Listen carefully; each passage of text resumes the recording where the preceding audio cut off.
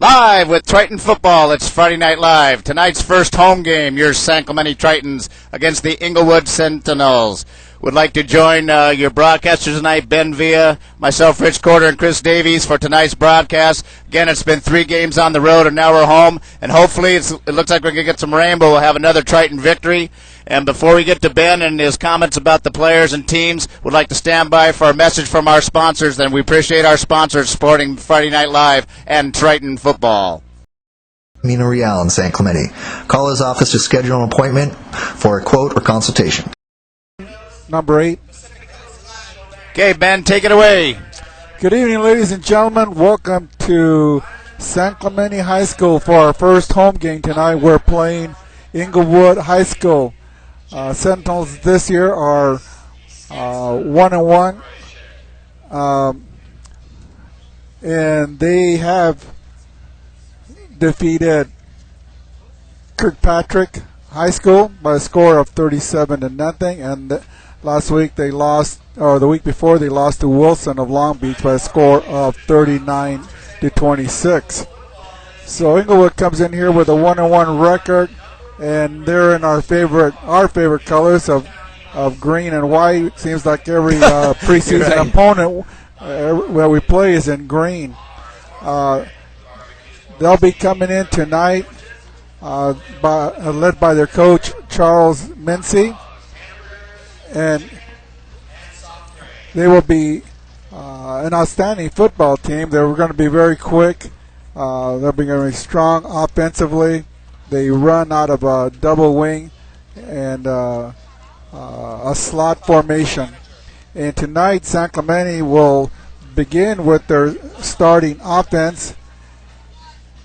And their starting offense, again, will have Bucket Martinez starting at center.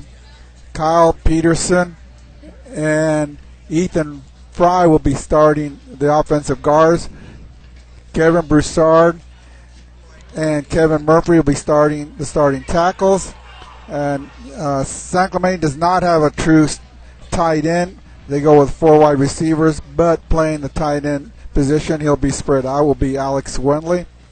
At the other wide receivers will be Aaron Jones, Graham Tenney, and Jade Micallef. And those are their speed receivers. And when they most of the time run the ball, they'll come in with their heavy receivers, and that'll be with Matt Exline, who comes in at a tight end for Alex. The running backs tonight will be Dwayne Cottle and Taylor Patton. And the starting quarterback will be Brad Curtis again tonight. Defensively at nose guard will be Alex Everts. And at the defensive tackles will be Matt Exline and Drew Dill.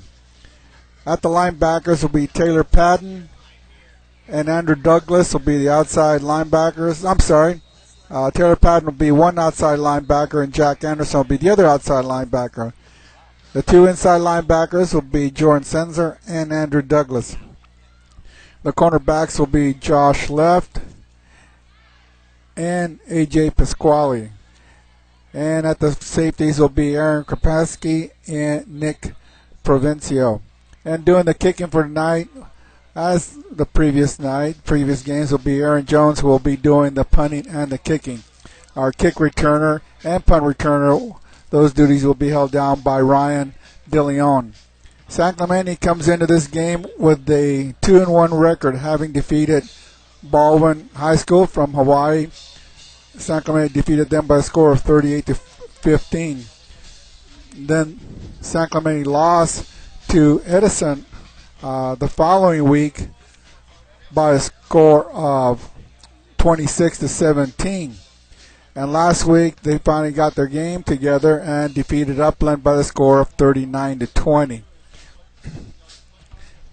San Clemente had a lawful time against Edison in getting their running game together and trying to have a consistent running offensive game.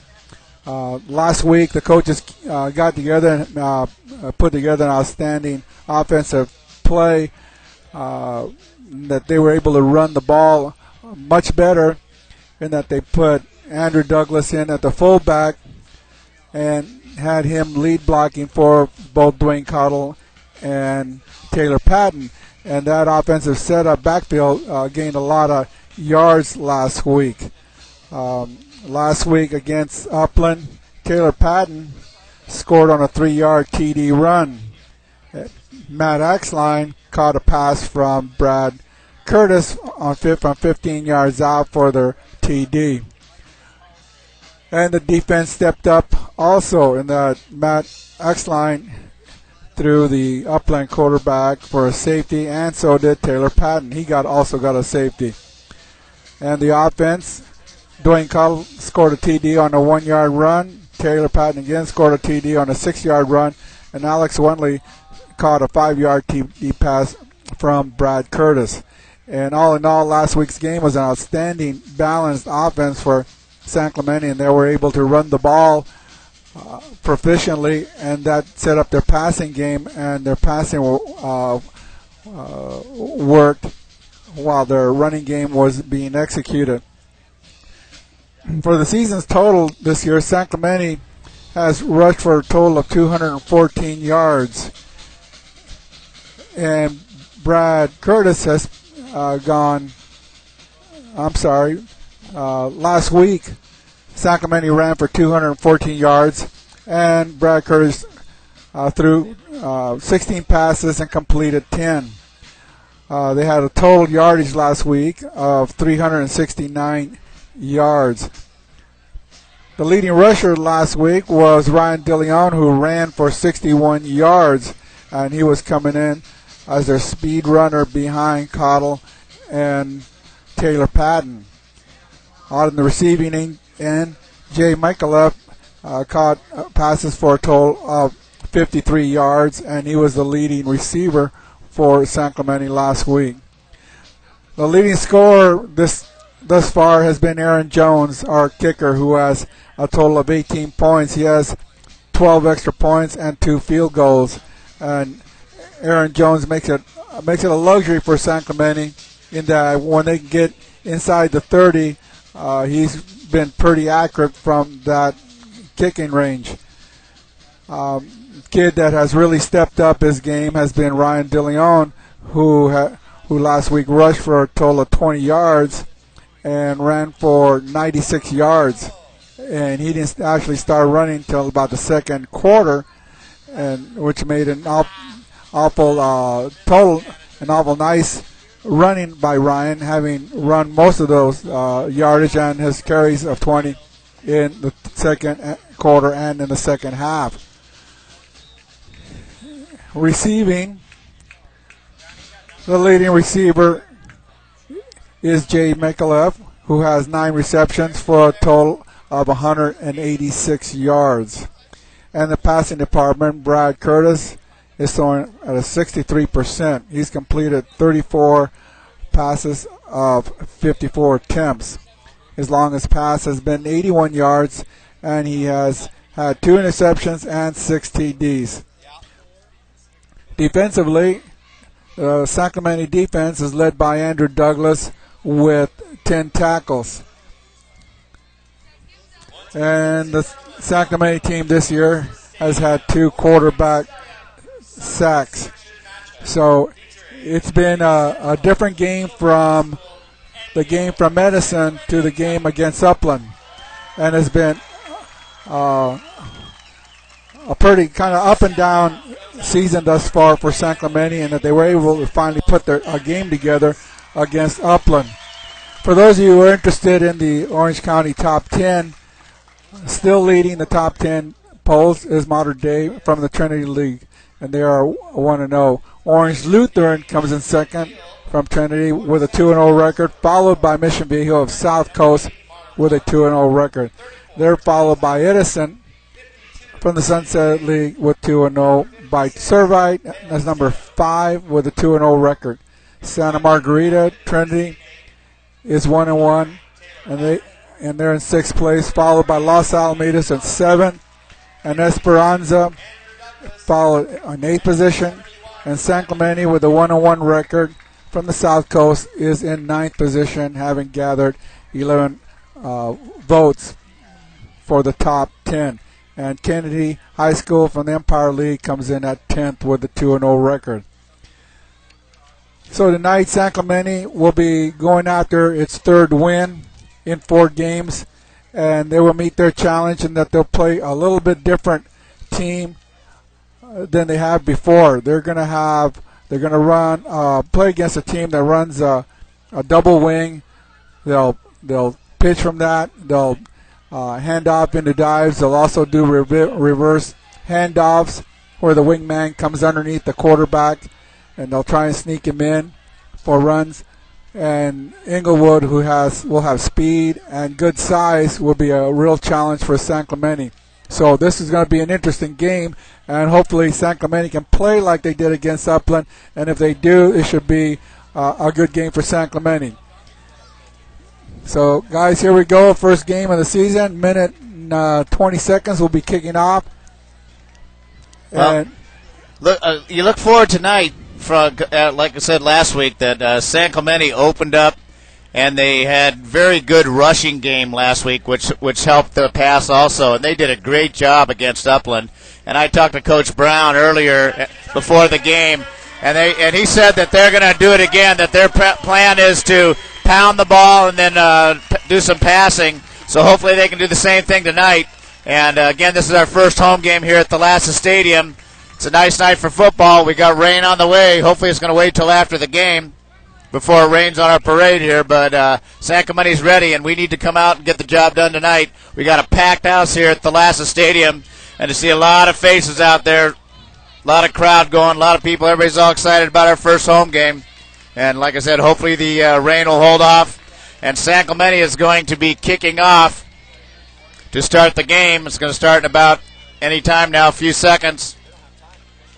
If you guys are out there, make sure that you email us or instant message us and send your questions, and hopefully we can answer. And we want to, as usual, thank our Friday Night Live sponsors for the 2007 season. Without our sponsors, it wouldn't be possible to bring you Friday Night Live. It's our main sponsor, the OC Tavern, Mike Merrigan, Little Page Landscaping, Paul Littlepage, Little Page Automotive, Mark Littlepage, South Coast Distributing, and all the Aarons family, and Shirt Graphics and Chris Miller. Several of these sponsors are ex-Triton alumni that are out here, local businesses that are sporting our Friday Night Live, and again, without them, this show wouldn't be on the air. And the kick is up. Aaron Jones is going to kick. It's going to be in and out of the end zone, and Inglewood will start off in their 20-yard line, moving from left to right. Opening play of the first quarter. Having a kicker like Aaron on the team is really an advantage for San Clemente in that he can kick it out of the end zone, and every team starts their offensive plays from the 20-yard line. Kicking from right to left, he's kicking from the ocean side, for those of you who know San Clemente Inland. So he's got a little bit of a wind behind him when he kicks that ball. So when you kick it in that direction, most likely it will go out of the end zone. Okay, Inglewood's going to come out now. First play of the game here on offense. 2 receivers split to the right. I formation. Evans is in motion. So we give up the left side. Around the left side, it's going to get out close to a first down. That was number 4, David Freeman, the running back. Forced out of bounds by the San Clemente defense. That was a end around by Inglewood, and they're going to do that all night long. They have the speed in their running backs to get to the outside out of that double wing formation. So San Clemente is going to be looking at that all night long.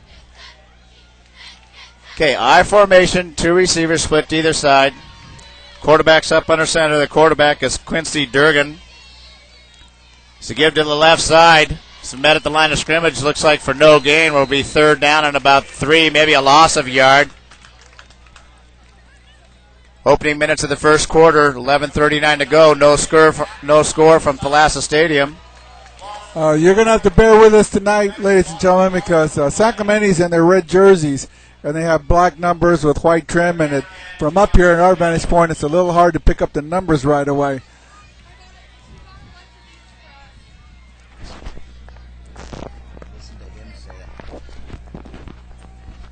Okay, 3rd down and 3. 2 receivers split to either side of the formation. I formation. The quarterback, Durgan, is up under center. Motion from right to left. The give met at the line of scrimmage. David Freeman, and dropped right at the line of scrimmage. Going to bring up 4th down and 3. Punting situation. Nice job by the San Clemente defense. Well, Inglewood went away from their regular offense. I noticed they went into their I formation and dove into the line. That was a little bit of a strange play in that they were successful running to the outside.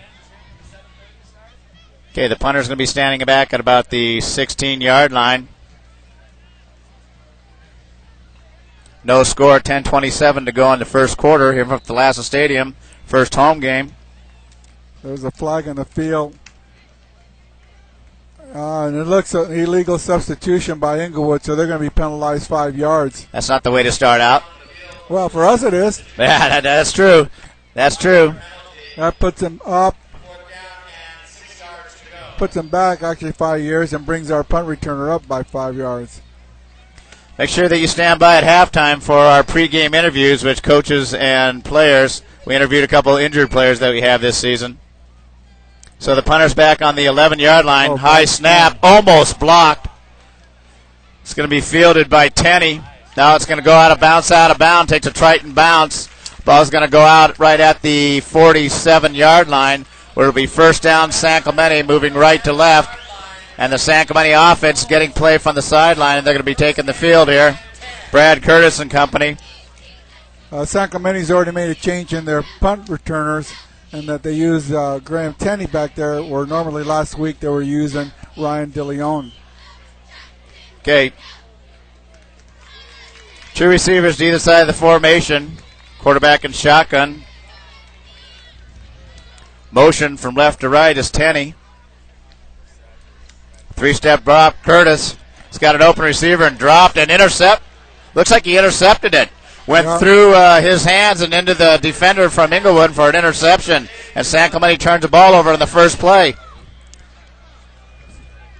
Yeah, that pass was intended for Jay Mikuloff, and the ball bounced out of his hands into the defender's hands, and Inglewood comes up with their interception. So Inglewood's going to take over. Ball's going to be at the 44-yard line. 9:56 to go in the first quarter. No score from Thalassa Stadium. Nice night so far, but you see that storm sitting out right over the coast, right out in the water. Let's just hope it hangs out there until game's over. Inglewood has called a timeout. Looked like the coaches were a little upset and that they either didn't have the personnel out there to run the play they were running. I don't think they realized they even had the ball. A lot of those guys are confused. Coach Ortiz is out there now. Again, we want to make sure that we thank our Friday Night Live sponsors, the OC Tavern, our main sponsor, Little Page Landscaping, Little Page Automotive, and South Coast Distributing, and Shirt Graphics. Without those sponsors, folks, Friday Night Live would not be able to do what we're doing here. Those are ex-alumni that are now current businessmen in San Clemente, and we appreciate their support of Friday Night Live. Thank you, guys. Anybody else wants to support us? Feel free. 2 receivers split to either side. I formation, the toss to the right side. He's got a little bit of running room. So he'll be tackled. He breaks a tackle across 50-yard line to about the 48-yard line. The running back, David Freeman.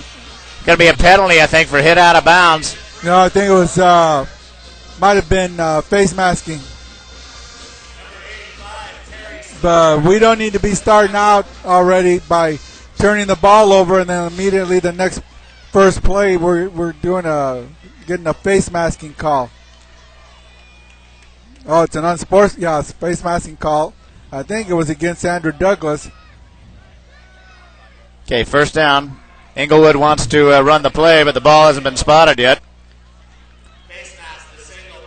9:47 to go in the first quarter. First home game of the 2007 season. No score here from Thalassa Stadium.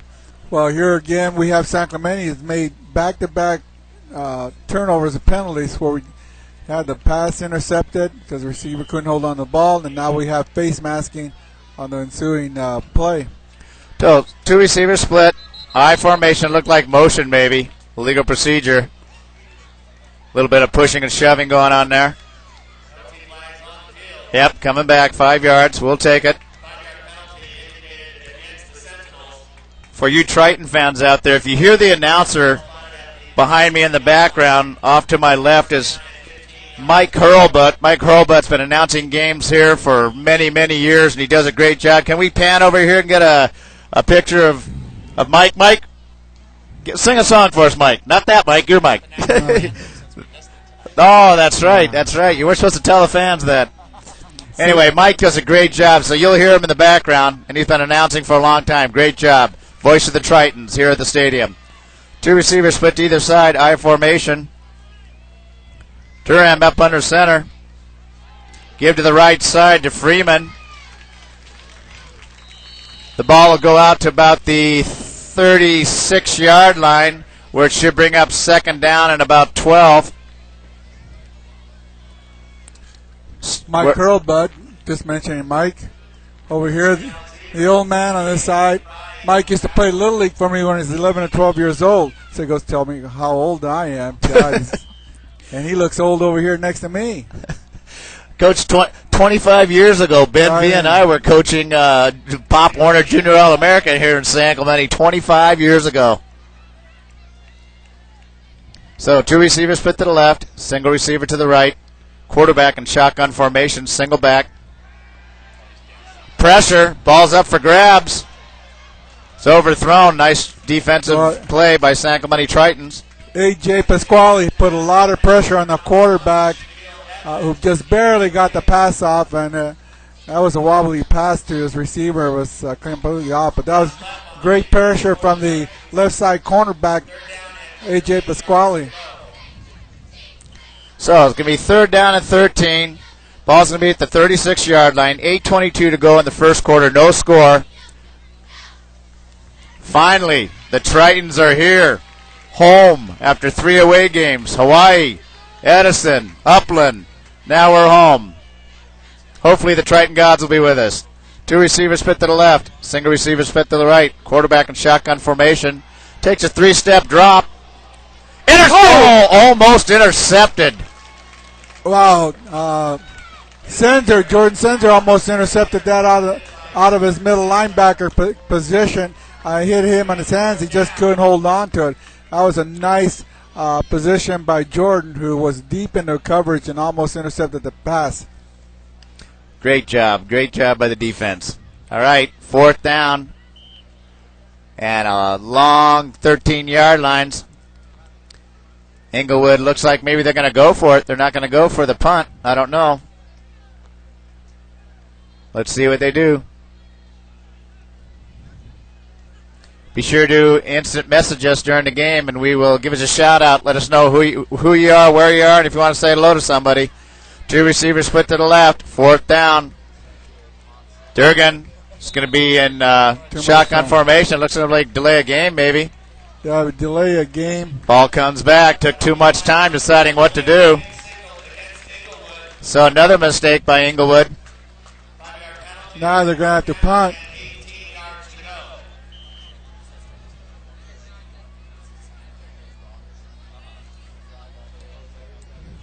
And going back in to return the punt will be Graham Tenney. He's going to be standing back about the 10-yard line. The kicker will be standing on the 48-yard line.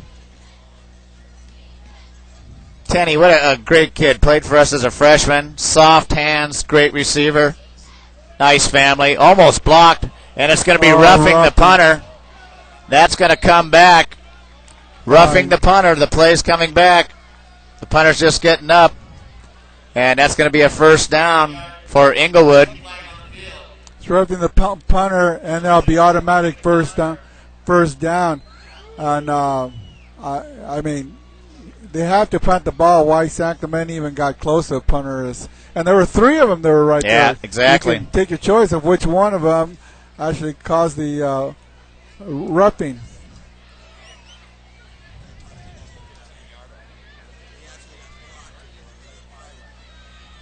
So we're starting the game off with a few mistakes on both sides of the ball here. This could be costly for San Clemente. Well, That would have only given him a fourth down there. They're going to say maybe he was knocked in it, only a 5-yard penalty. So instead of punting it again, San Clemente is going to have the ball back on about the 8-yard line, where it'll be first down and 10. 8:09 to go in the first quarter, no score. Yeah, accepting the penalty would have not given Inglewood enough yardage to get the first down. So San Clemente offense, Brad Curtis, quarterback, takes the field. 2 receivers split to the left. No, make that spread formation to the left. Curtis in shotgun. Lone sec back is Dwayne Cottle. The give around the left side. It's got good running room. Going to be all the way out to the 26, 28-yard line. That was, can't tell if that was Taylor Patton. No, it was DJ Gallegos, number 30. Nice run by DJ for a first down. He came from the right side and received an inside handoff and had a lot of running room to the left side.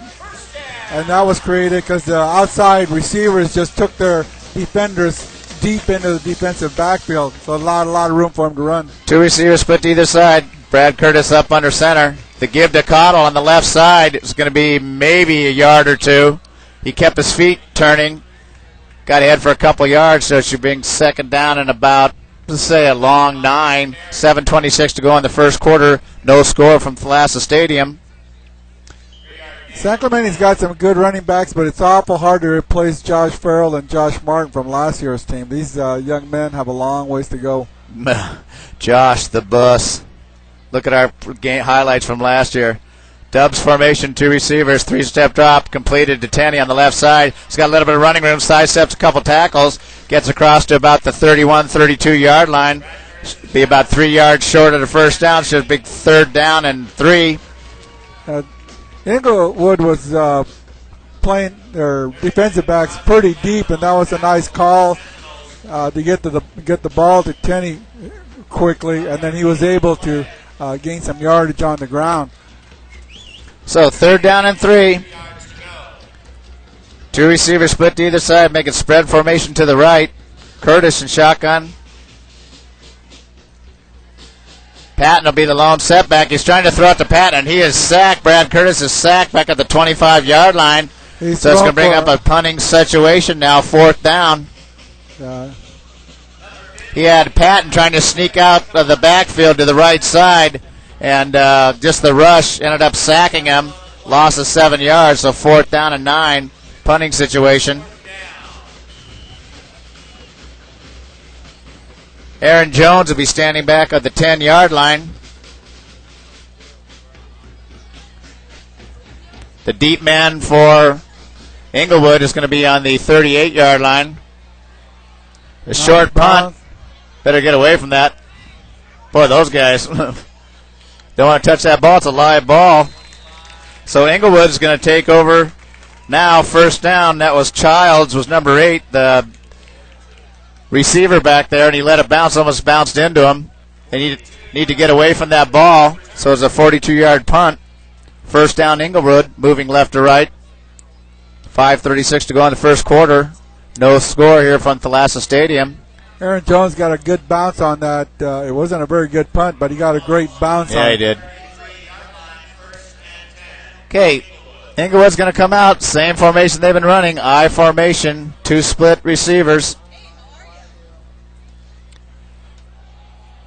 It's to give up the left side to number 4, David Freeman. Gets ahead for about 3 yards. Will bring up second down and 7. Well, Inglewood's gaining some yards running the ball up the middle. They have, on the very first play of the game, they ran wide to the outside and almost got a first down. They ran for about 8 yards, and then now they've gone away from that and started running the ball just straight up the middle. So they must know something about San Clemente's defense, but I kind of question it because San Clemente's strength is right there in their linebackers. I formation, 2 receiver split. Quarterback's up under center. It's a give to the left side to Freeman again. Runs from the outside. It's going to be close to a first down. It'll be about a yard short, so it'll be third down and 1. So there's a run to the left side, a sweep, and that was their very first play. Here they've waited a long time to run that same play again, and they almost get a first down. They are a yard short.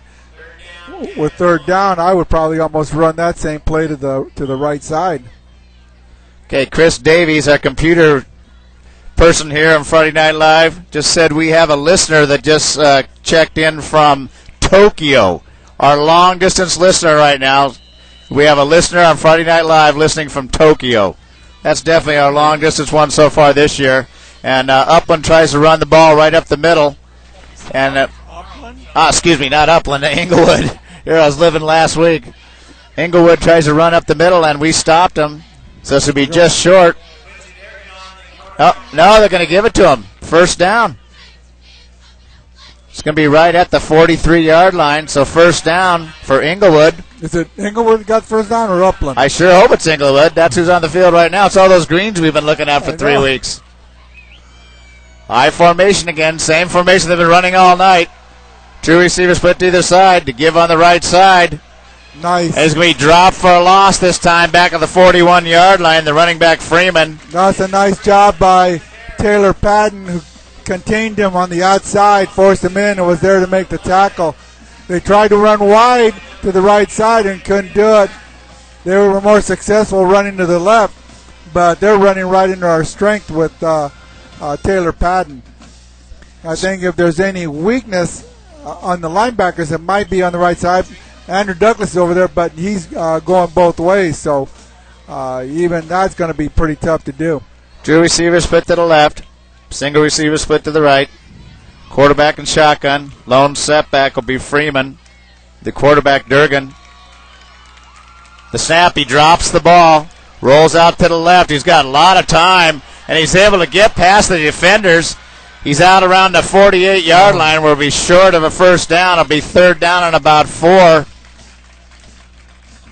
Looks like more than 5. He got out of... got away from being thrown for a loss and then got in the open field, and all of a sudden he saw our best players coming at him, the linebackers, and he almost came to stop, and I thought that was going to be a mistake. And there it goes. They were going to ready to tee off on him, but he was able to get back down on the ground for about a 5-yard gain. Now it's 3rd and 5, so here's a big third down for both teams here in the first quarter. So San Clemente, if they can hold him here, will be getting the ball pretty soon. At least they'll get it one more time in the first quarter. Speaking of Andrew Douglas a few minutes ago, we want to say hello to Jim Ure. Jim Ure, a retired Major U.S. Air Force. He's watching from Fallbrook, California. His grandson is our very own number 52, Andrew Douglas. So hello to Jim Ure, retired Major U.S. Air Force. Welcome to Friday Night Live, and we're hoping you're enjoying the show. 2:54 to go in the first quarter. No score from Thalassa Stadium. Hey, Jim, I also coach your other grandson, Michael, over at Modern Day High School. So I know both your grandsons, and you ought to be proud of them. They're two really great kids. Okay, third down about 5 yards to go. 2:47 and ticking. Two receivers split to the right, single receiver split to the left. The quarterback, Durgan, shotgun. Motion out of the backfield, number 4, Freeman. Quarterback has running room now. He gets out of bounds, but he throws behind the receiver, number 1, Evans. He was looking for Shaquille Evans. He was looking for David Freeman, number 4, cutting underneath the linebackers, but looked like Jordan Senzer just gave him a whack and took him completely out of his pattern, and then he had to look upfield and couldn't get the ball to his next receiver. Yeah, he had Evans open coming across the top, but he just threw it behind him. So the punter's going to be up, flag on the field, flags on the field. Here goes another one.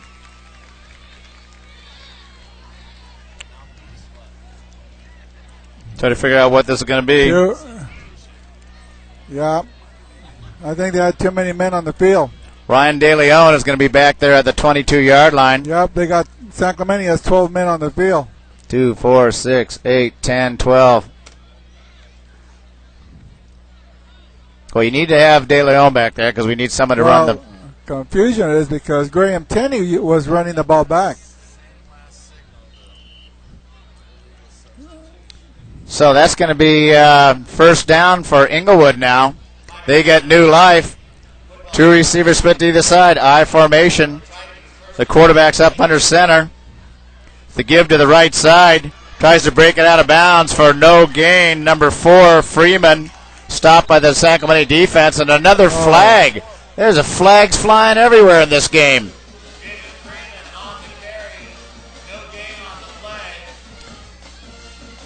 It's going to be a defensive penalty. That's unsportsmanlike. So it Personal foul. Oh, man, I tell you. Come on, San Clemente.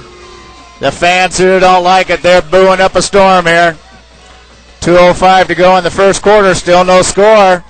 And a lot of penalties in this first quarter, boy. A lot of mistakes. Not the way to start off your first home game of the season. So the clock's running, 2:02. 2 receivers split to the left. Quarterback and shotgun formation. Freeman be the lone setback to the left. Slot formation to the left. 3-step drop. Tries to throw it to Freeman out of the backfield. Oh, man. Quarterback gets away and overthrows everybody. Nice job by the San Clemente defense containing Quincy Durden. The quarterback does a nice job. So bring up third down.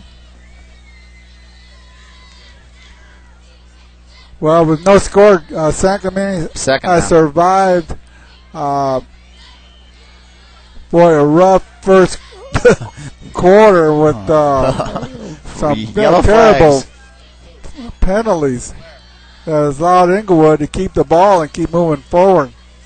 Coach, it's raining here, but it's raining yellow hankies, not raining rain. Those yellow flags are flying. So slot formation to the right, 2 receivers, single receiver split to the left. Quarterbacks in shotgun formation. Durgan, the handoff to number 4 to the left side, Freeman. And he's swarmed by the San Clemente defense for no gain, where now it'll be third down and 10. Nice job by the San Clemente defense. Boy, they got pressure from Andrew Douglas, who was in the backfield, almost had him back there, slowed him down, and the rest of the San Clemente defense was able to come up and make the stop. Andrew Douglas got a lot of penetration on that play. Yep, ball's going to be right at the original line of scrimmage now. It's third down and 10. Ball on the 32-yard line. 1:04 to go in the first quarter. No score. Opening home game of the season. A messy first quarter. Slot formation to the right. 2 receivers. Single receiver to the left.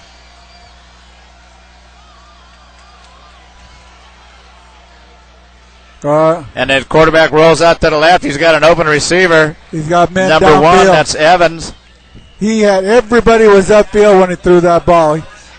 He was looking for number 4, Freeman, to throw him that screen pass, but he got knocked down on his pattern, and then he had nobody to throw to. Then he went upfield and threw deep, but all the down linemen were past the line of scrimmage. Also, I think what started that play was that outside receiver moved. I think it's the left outside receiver, and it might have made too many men in the backfield. Well, they're going to go with too many men downfield, and I think that's loss of down, so it could be fourth down. They got illegal procedure. Legal procedure. That's turned declined. Down. Too many men in the backfield. Or, I'm sorry, illegal man downfield. And they'll accept that one. So it'll be third down and 10. 38 seconds to go. When are they going to march the ball? Oh, there you go. Now they're marching the ball back. So a 5-yard penalty. Ball's going to be about the 37-yard line now. 38 seconds to go. No score. It's still third down. I thought there was a loss in downs on that particular 2 receivers split to the left. Single receiver to the right. The quarterback and shotgun, Durgan. 3-step drop. He's got a rush. He's got a little bit of running room. He's got a receiver. He's throwing downfield and overthrows him. Tried to get the ball to Childs. Overthrew him. It was a good job of the coverage on the defense by San Clemente Tritons. So 4th down, 15. And Inglewood will have to punt here. But they'll be snapping the ball at the 37-yard line and kicking from the San Clemente, about 47-yard line. I wouldn't be surprised if they fake a punt right here. But San Clemente's got to stay away from their kicker now. Let him go ahead and punt the ball, put pressure on him. But yeah, definitely don't hit the kicker. Just stay away from him. We're going to get the ball back. Yeah, please. Let's get out of this first quarter and come on strong. Good rush again. Terrible kick, but a nice bounce for Inglewood. Boy, look, it's still going. It's going to be all the way down to maybe 3-yard line, 2-yard line, something like that. So the San Clemente is going to have the ball. They're right on the 2-yard line. 98 yards to go. Isn't that right, Coach? 98 and 2 is 100. 98. Actually, it's 99. 98 only gets you to the line. Doesn't get you across the line. Coach Benvia, Dr. Doom up here.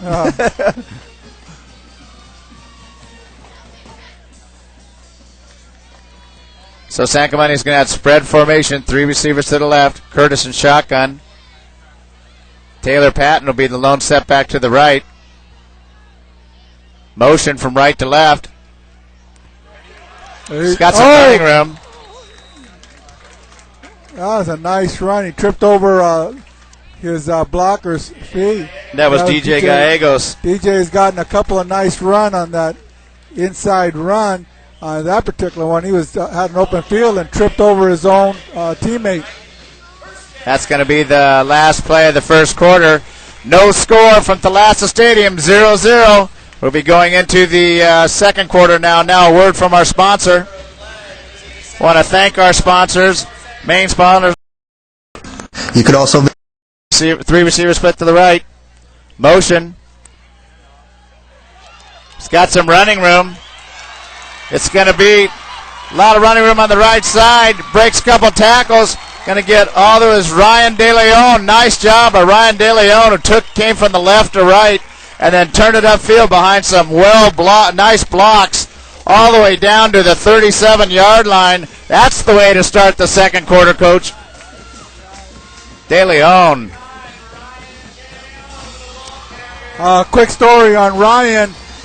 He was a B-team running back and safety as a freshman, so he's come a long ways to be a starter on the varsity. Okay, 3 receivers split to the left. Tritons are on the move. Curtis, shotgun formation. Taylor Patton will be the lone setback to the left. Motion to give to Gallegos on the left side, and he's literally collared 1 yard short for a loss, so it's going to be 2nd down and 11. About tore his head off. Yeah, I ran right into the outside linebacker, Isa Muhammad, who just collared him right around the helmet.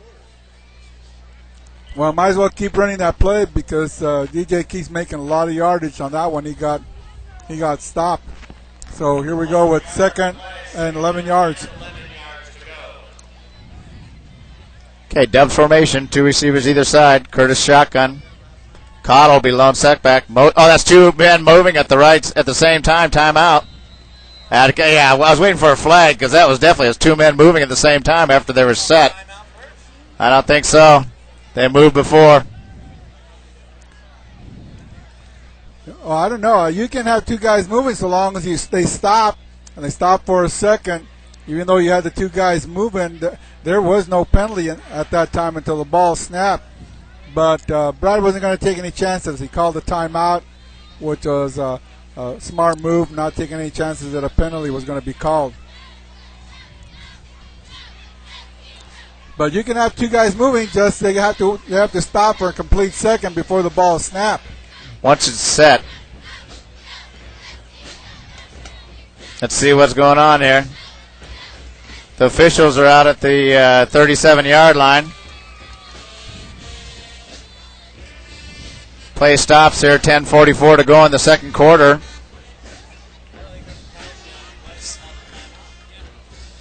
That was They can move so long as they stop for a second. Two guys can move so long as they don't snap the ball. If they move, yeah. It's nice, smart play by Curtis to call that timeout. Little confusion.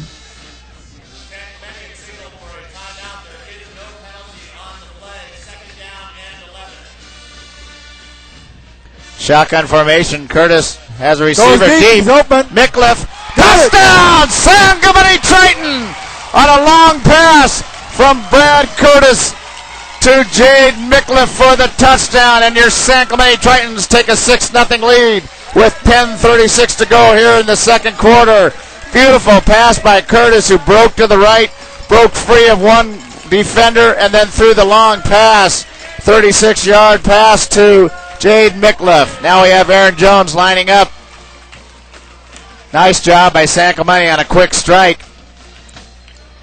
Gomez will be the holder. The snap, it's down. The kick is up. Kick is good by Aaron Jones. Now the score is 7-0. 10:36 to go in the second quarter. And that's the way to start off the second quarter. No flags on that one. That was an outstanding play by Brad Curtis, who stepped back for the pass and then got a rush and was able to sidestep it and just lofted the ball into the back of the end zone to Jay Micklef, who is the fastest player on the San Clemente team. So he was able to outrun the corner into the end zone. But that was a perfectly laid pass by Brad Curtis. And Jay never stopped, never broke stride as he headed into the end zone. He had full confidence that Brad was going to get him the ball. That touchdown is brought to you by our main sponsor, the OC Tavern, and Mike Merrigan, our main sponsor. We appreciate your support, along with all the other supporters of Friday Night Live. So that touchdown is brought to you by our main sponsor, the OC Tavern, Mike Merrigan.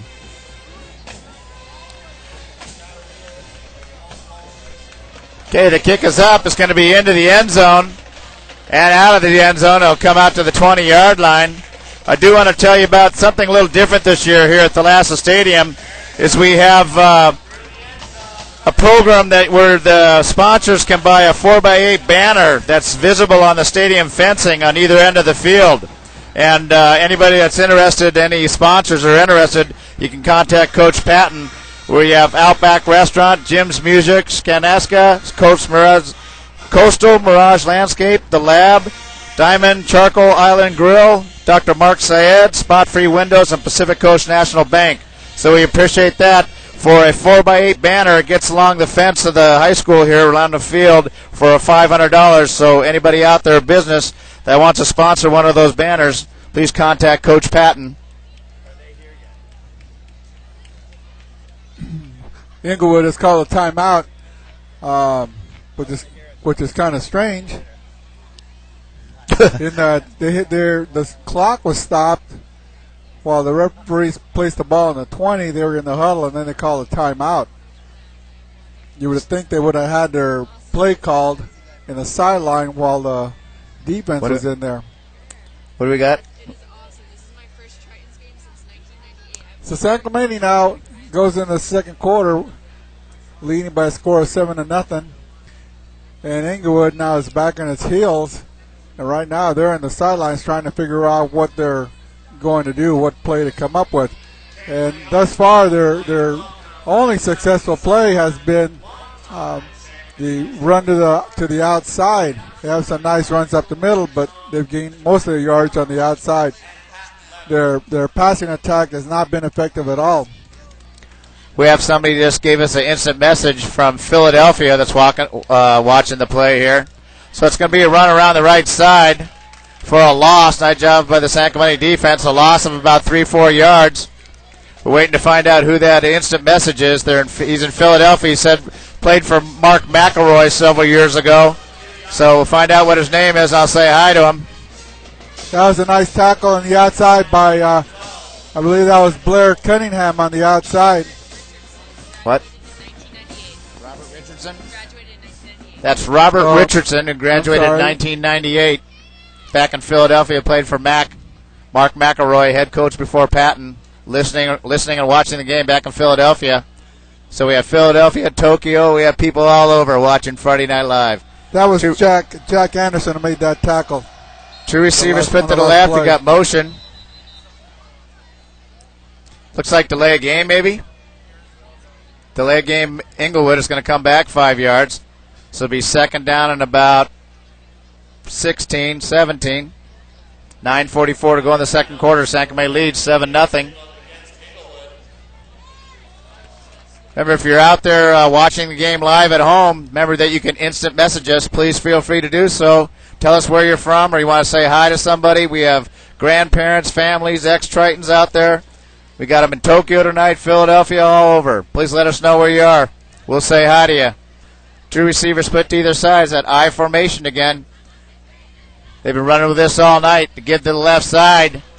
He's got no running room this time. Nice job of the San Clemente defense. That was the running back, number 4 again, Freeman. That was a nice play by Ben Gomez. Came up from a safety position to help with the stop. But Josh Left, who plays the corner on that side, made an outstanding play to avoid the runner from getting to the outside. Ben Gomez on that play, as a freshman, he was our starting quarterback when Duke DeLancelotti got injured. Ben Gomez took over, and we did a great job. Ended up playing mission for league. Unfortunately, we lost, but we did. A freshman team did well, and Ben did a good job. Great kid, great attitude. Two receivers split to the right. Slot formation. Quarterback's on shotgun. Under pressure. This ball's going to be in and out of the hands of number 1, Shaquille Evans.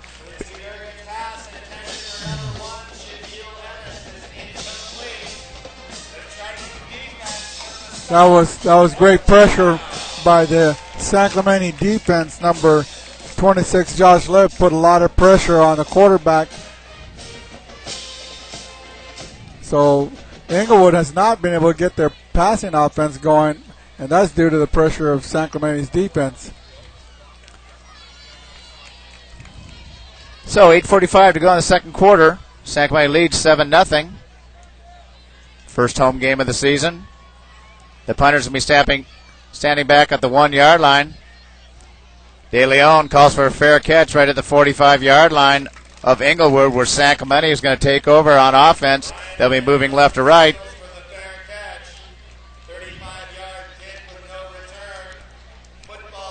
Well, here's where San Clemente can dominate the game by taking the ball and scoring. Right now, neither team has dominated. San Clemente's got one outstanding play for the score, and San Clemente's taken Inglewood completely out of their game. So let's hope San Clemente can keep it up. Two receivers split to either side. Curtis will be in shotgun. Dwayne Cottle will be the back set to the right. 3-step drops, got an open receiver, complete. That was a nice pass by Brad to Matt Valeris. Matt Velardis, number 1. You're right, it is a little difficult to see those numbers when they all mix in together out there. And Matt was injured in the beginning of the year, and I believe this is his first game of the year. So, first down. Two receivers split to either side. Curtis up under center.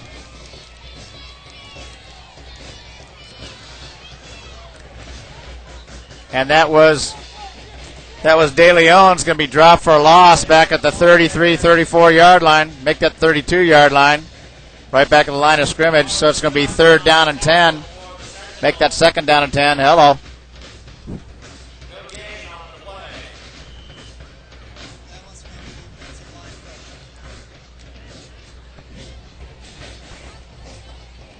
Well, San Clemente's got to start making an impact on the game right here by getting another first down. Three receivers split to the left. Spread formation. Quarterback. Heavy rush. Inside screen to Velardis. He's got running room all the way down to about the 10-yard line, where it's going to be a first down. San Clemente. Nice job by Curtis to Velardis again. And a question came in on the email. Want to know who the line coaches are. The line coach is the O-line coach is John Hammer and Kem Lawyer. That's the offensive line coach. And the defensive line is Jim Berg. So San Clemente is going to have the ball now at the 10-yard line. 7:50 here to go in the second quarter. San Clemente ahead 7-0. We appreciate you asking us questions here on Friday Night Live. Hopefully we'll have the information for you. 2 receivers split to either side. The give to Patton. He's going to maybe a yard where it'll be second down. Ball's going to be right about the 9-yard line. One thing they don't have in this particular game is they don't have Andrew Douglas in there as their blocker, but right now they put him in the ball game. Being this close to the end zone, I would think they'd want him in there for his blocking ability, and now he is in there, and he is in the backfield. That's what they did last week. That's how they changed it up. Now get up on the line now. Yeah, they put him on the line.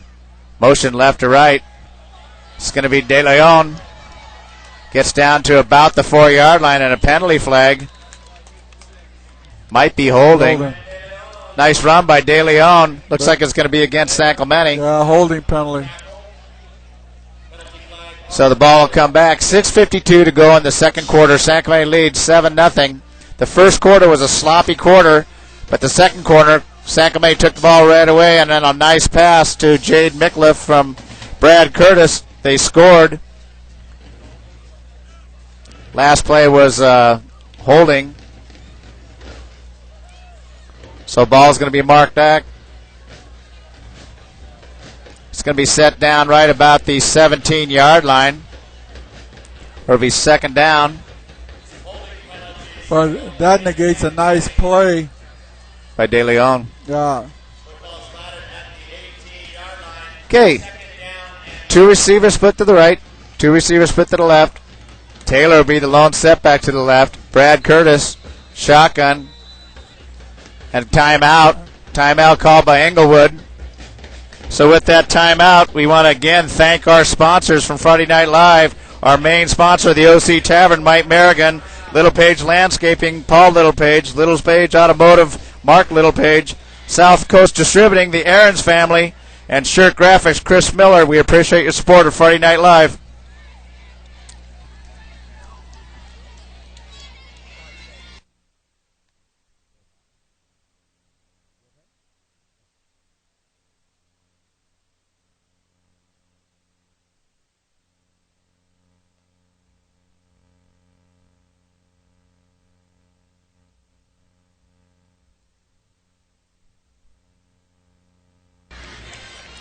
Okay, want to remind Triton fans out there, if you're listening, that Mike Merrigan is the main sponsor from the OC Tavern in South San Clemente, and they're our main sponsor, Friday Night Live.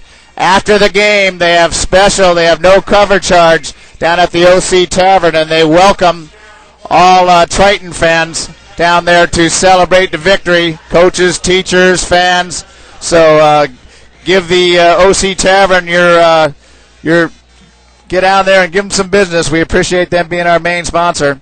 2 receivers split to the left. Curtis in shotgun formation. He's going to roll out to the right. He had a receiver. He's got a receiver. Touchdown, San Clemente.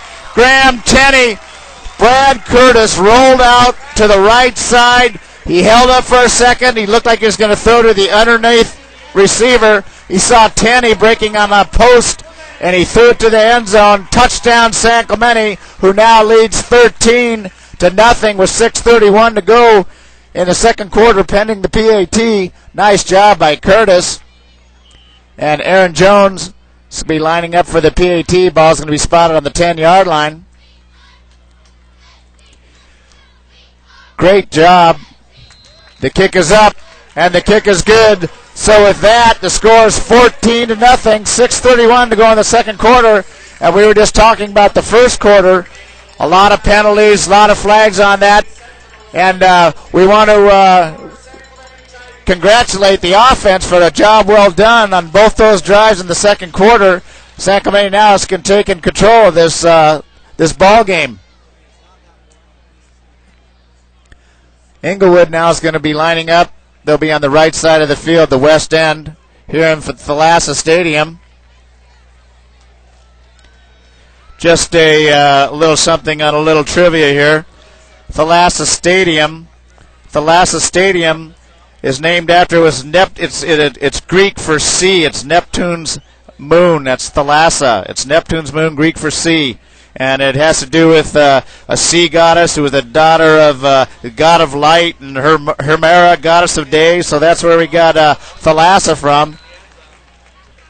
And the kick is going to be up. It's going to go into the end zone, and it's going to come out, touchback. Ball will be at the 20-yard line. Will be 1st and 10, Inglewood.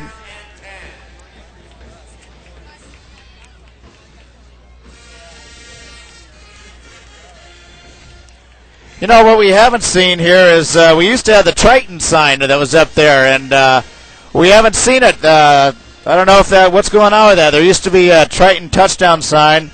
Guy named Steve Edwards back in '93 set it up in his backyard that overlooks the stadium, and he would flash it on and off when they scored, but we haven't seen it lately. I wonder whatever happened to that. We'll have to try to find out.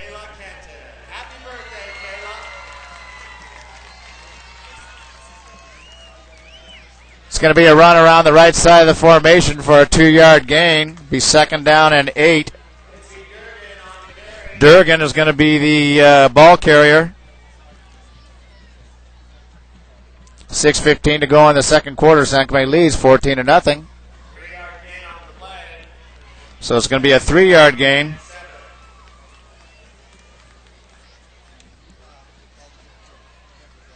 Clock ticking away. 2 receivers split to either side. I formation. The quarterback, Durgan, is going to be up under center. It's going to be dropped. Dropped out the left side, the right side.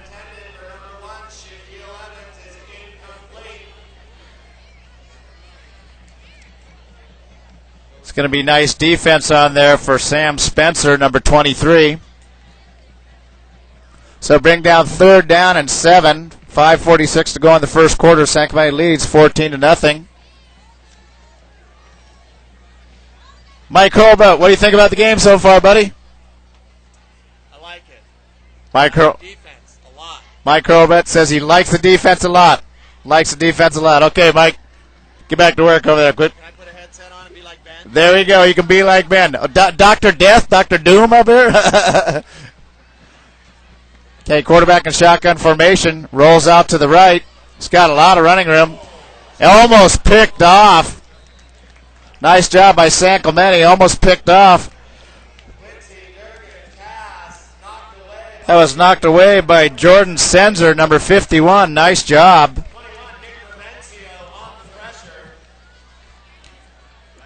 Nick Provencio was putting pressure on the quarterback that time. So it's 4th down. 5:38 to go in the second quarter. San Clemente leads 14-0.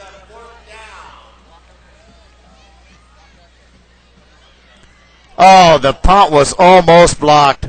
Fair catch by De Leon at the 44-yard line, where San Clemente is going to take over, leading 14-0 here in the second quarter.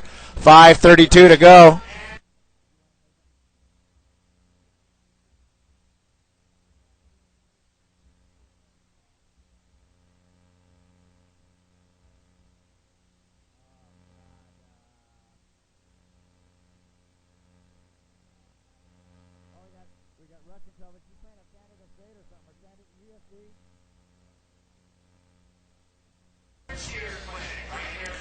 San Clemente's going to have Dubs formation, 2 receivers split to either side. Curtis in shotgun, motion from left to right. It's going to be Tenney. Be a flag. Looks like probably delay a game.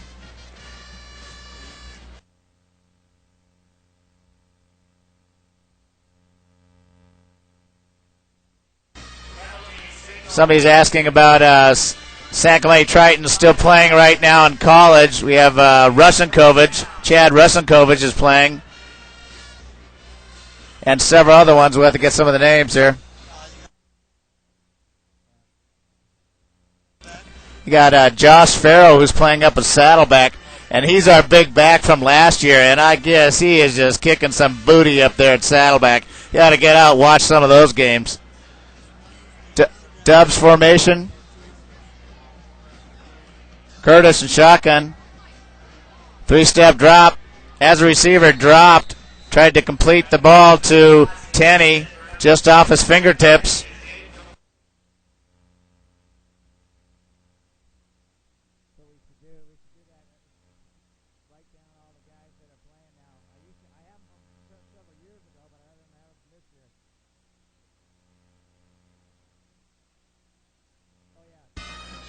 Also, Josh Martin, along with Josh Farrell, are playing at Saddleback.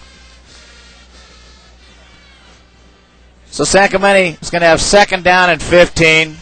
Dubs formation, two receivers either side. Curtis is going to be up under center. Cottle will be the back. Set to his left. He's going to run up the left side of the formation for about a 2-yard gain, where it's going to bring up third down and about 13.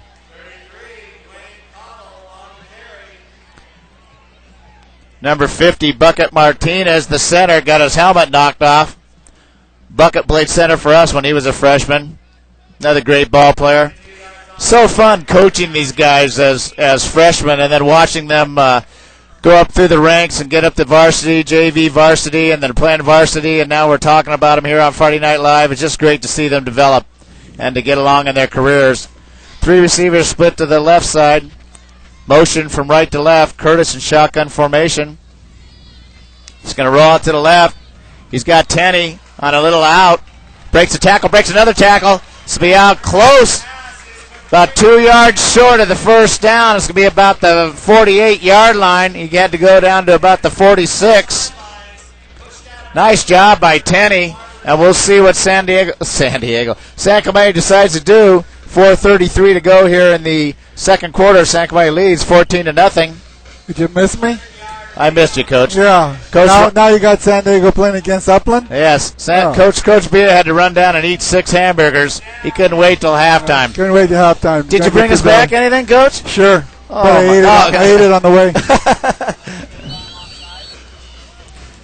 Coach Ben and I have been doing our Friday Night Live here. This is our 4th year, and we're having a great time. And we really appreciate the job that Chris Davies does. Man, I tell you, he sets up all the computer, all the video, sets up our commercials, our play of the week. He really does a great job, and he set it up to where we can get instant message and people can communicate with us. This whole broadcast is as a result of him that you guys are getting to see this year, this live video. Chris is an alumni here of San Clemente. He's up with his daughter here, Faith, who's helping us work on the computer tonight. So, Faith and Chris, we appreciate you guys and what you do for Friday Night Live. Chris is the man. He is the man. He's our right hand, our left hand, our cameraman. He is everything. Chris sets up everything here. Then he comes out and he videos everything. Then over the weekend he downloads everything, picks out the play of the week. He just does an outstanding job. I wouldn't even have a clue of what to do with all the stuff that he does. And Faith, his daughter, helps. She just kicked me and reminded me of that. So here you go, 4th down and 2. Motion from left to right. 2 receivers split to either side. They're gonna try to call him off. There we go. They tried to draw Upland offside, and it worked. Upland? And it looked like did I say Upland again? Coach, quit telling me about Upland. You gotta keep talking about Upland. Well, I don't want the folks to confuse and think they were seeing Inglewood. Inglewood. He drew the nose guard off of Inglewood. The nose tackle and came across, so it's first down now. 5-yard penalty. We got to quit seeing all these teams that are green and white, man. Every team we play. Every team we played has been green. Green, yeah, everyone has green. Edison, Upland, Inglewood. 4:33 to go. First down. San Clemente leads 14-0. Dubs formation. Curtis. Shotgun. Taylor Patton set on the right, and Curtis overthrows Wendling, number 17, Alex Wendling on the right side. Just ran a quick out. Well, he had, stops the clock. Brad had Wendley already picked out even before the ball was snapped, but he had Jade Mikula deep and open towards the corner of the end zone. I think that coaches should have seen that, and they'll probably be looking for Jade on the very next passing play. Okay, spread formation. 3 receivers to the right side. Single receiver split to the left. Curtis, shotgun formation. Looks like he's oddballizing. Lone setback will be Taylor Patton to his left. 3-step drop. Quick pass to Wendling. This time it's off Wendling's hand. It was a nice pass. It was right there. Right on the money, so it's going to be 3rd down and 10. Come on, San Clemente. Let's go get another score here. You got 4:26 to go, leading 14-0. There's a flag. It looks like it's over here on the San Clemente side. It looks like it's going to be against San Clemente. Oh, San Clemente just got a sideline penalty. Sideline penalty is the coaches have got to keep the players and coaches at least 3 yards away from the sideline so the referees can roam the sidelines. And apparently San Clemente was warned previously because at that time the referee threw the flag because the players were too close to the yeah, he warned them. Oh, they gave him a warning. Gave him a warning. They didn't mark it off. Spread formation, 3 receivers to the right. Curtis, shotgun, motion left to right. Tenney, 2 receivers to the left. Tenney stays on the right. Curtis rolls out. He's got room. He's got an open receiver. Jade Micklef, a lot of pushing and shoving, but he overthrew him. A lot of pushing and shoving there on that route, so it's going to be 4th down and 10. And San Clemente should punt the ball right here. They had double coverage on Jade that time. On a previous play, Jade was wide open, so on 3rd and long, Inglewood had double coverage on Jade that time. So 4:19 to go here in the second quarter. San Clemente ahead 14-0. They scored 2 times in the second quarter to at least take control for now of this ball game. The punt by Jones, a nice high punt. It's going to bounce at the 15-yard line and be fielded at the 8. That was pretty dangerous by the Inglewood return man. Right, that coach? Inglewood. Yeah, you had to think about it, too. I have it written on my arm, my forehead, my paper. So Inglewood's going to take over. 4:06 to go. Trailing 14-0. Ball's going to be spotted right about the 10-yard line.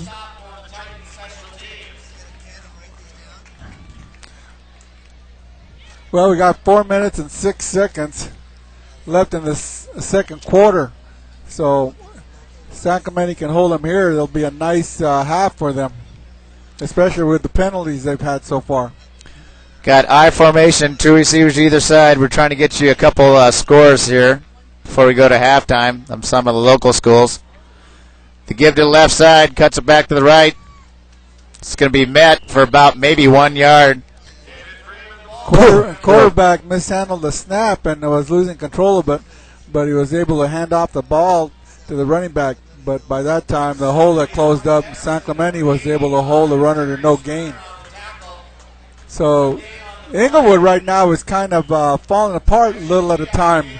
They can't get their offense going, and San Clemente is just eating up their defense. So Inglewood's got to get their offense and defense together. Got one score in. El Toro and Laguna, they're tied 7-7. Trying to get the Mission score right now. The Mission is 0-0. There was an the pass to the left side on a quick out. It was incomplete. The pass completion wasn't even close. That was way out of the range of the wide receiver. So now we have it 3rd down and 8 yards to go. And El Toro and Laguna Beach are tied right now, and we're playing El Toro next week, next Friday. Yes, we are. Another home game. So 3rd and 9, ball's going to be on the 11-yard line. 3:14 to go in the second quarter. San Clemente ahead, 14-0. 2 receivers split to the right. Single receivers split to the left. Shotgun formation. Quarterback rolls out. He's got a lot of running room, and he threw the ball complete for a 1st down out to the 24-yard line to number 1, Shaquille Evans. Boy, I thought that quarterback was going to take off. The quarterback, Durgan, was going to take off around the right side. He had a lot of running room, but he was able to complete it for a 1st down. Yeah, that was a nice play by Jordan Senzer from his linebacker position. Was able to get to the outside. He had the short outside coverage and was able to get there to make the stop. We got to score Capo and Bloomington. Capo's ahead 21-2. Quarterback's going to roll out. This time he has running room to the left side of formation, all the way out to first down to the 35-yard line. San Clemente defense better tighten up here. Don't want to let them go down and score. That was a tackle by Taylor Patton, who came all the way from the left side around and chased down the quarterback as he scrambled. The quarterback is not staying in his pocket to make his passes. As soon as he feels the pressure, he's just getting out of there and sprinting either right or left. At that time, he went left, and Taylor Patton was able to catch him from behind. Had a question about Coach Neidhart, if he's still around. Coach Neidhart retired after winning league on the freshman level a couple years ago. He lives up in Sequim, Washington. I email him once a week, and we talk about our team, our freshman team, and the varsity here, and he listens into Friday Night Live. He lives up there with his wife, Carol. Actually, Coach Neidhart, that was a good question there, because Coach Neidhart is going to be down here next weekend. He's going to for the week, and he's going to watch our freshman game next Thursday against El Toro. And then he's going to come up and watch the varsity game. And I told him to come on up here to Friday Night Live, and maybe we can get an interview with him. I coached for, many, many years with Dave Neidhart. And fortunately, his last year that he retired, we were able to win league, which was about 3 years ago. So 2:10 to go here in the second quarter. San Clemente ahead, 14-0. It's going to be 1st and 15, two receivers to the right. The quarterback throws behind. Durgan took a 3-step drop and threw behind the receiver, Sheridan. That was a nice job, or nice call by the defensive coaches who had Ben Gomez, one of the safeties, blitz from the right side to put pressure on the quarterback, and he had to get rid of the ball quickly. And in doing so, he threw an incomplete pass. But that was a nice call by the defensive coaches who called a safety blitz on him.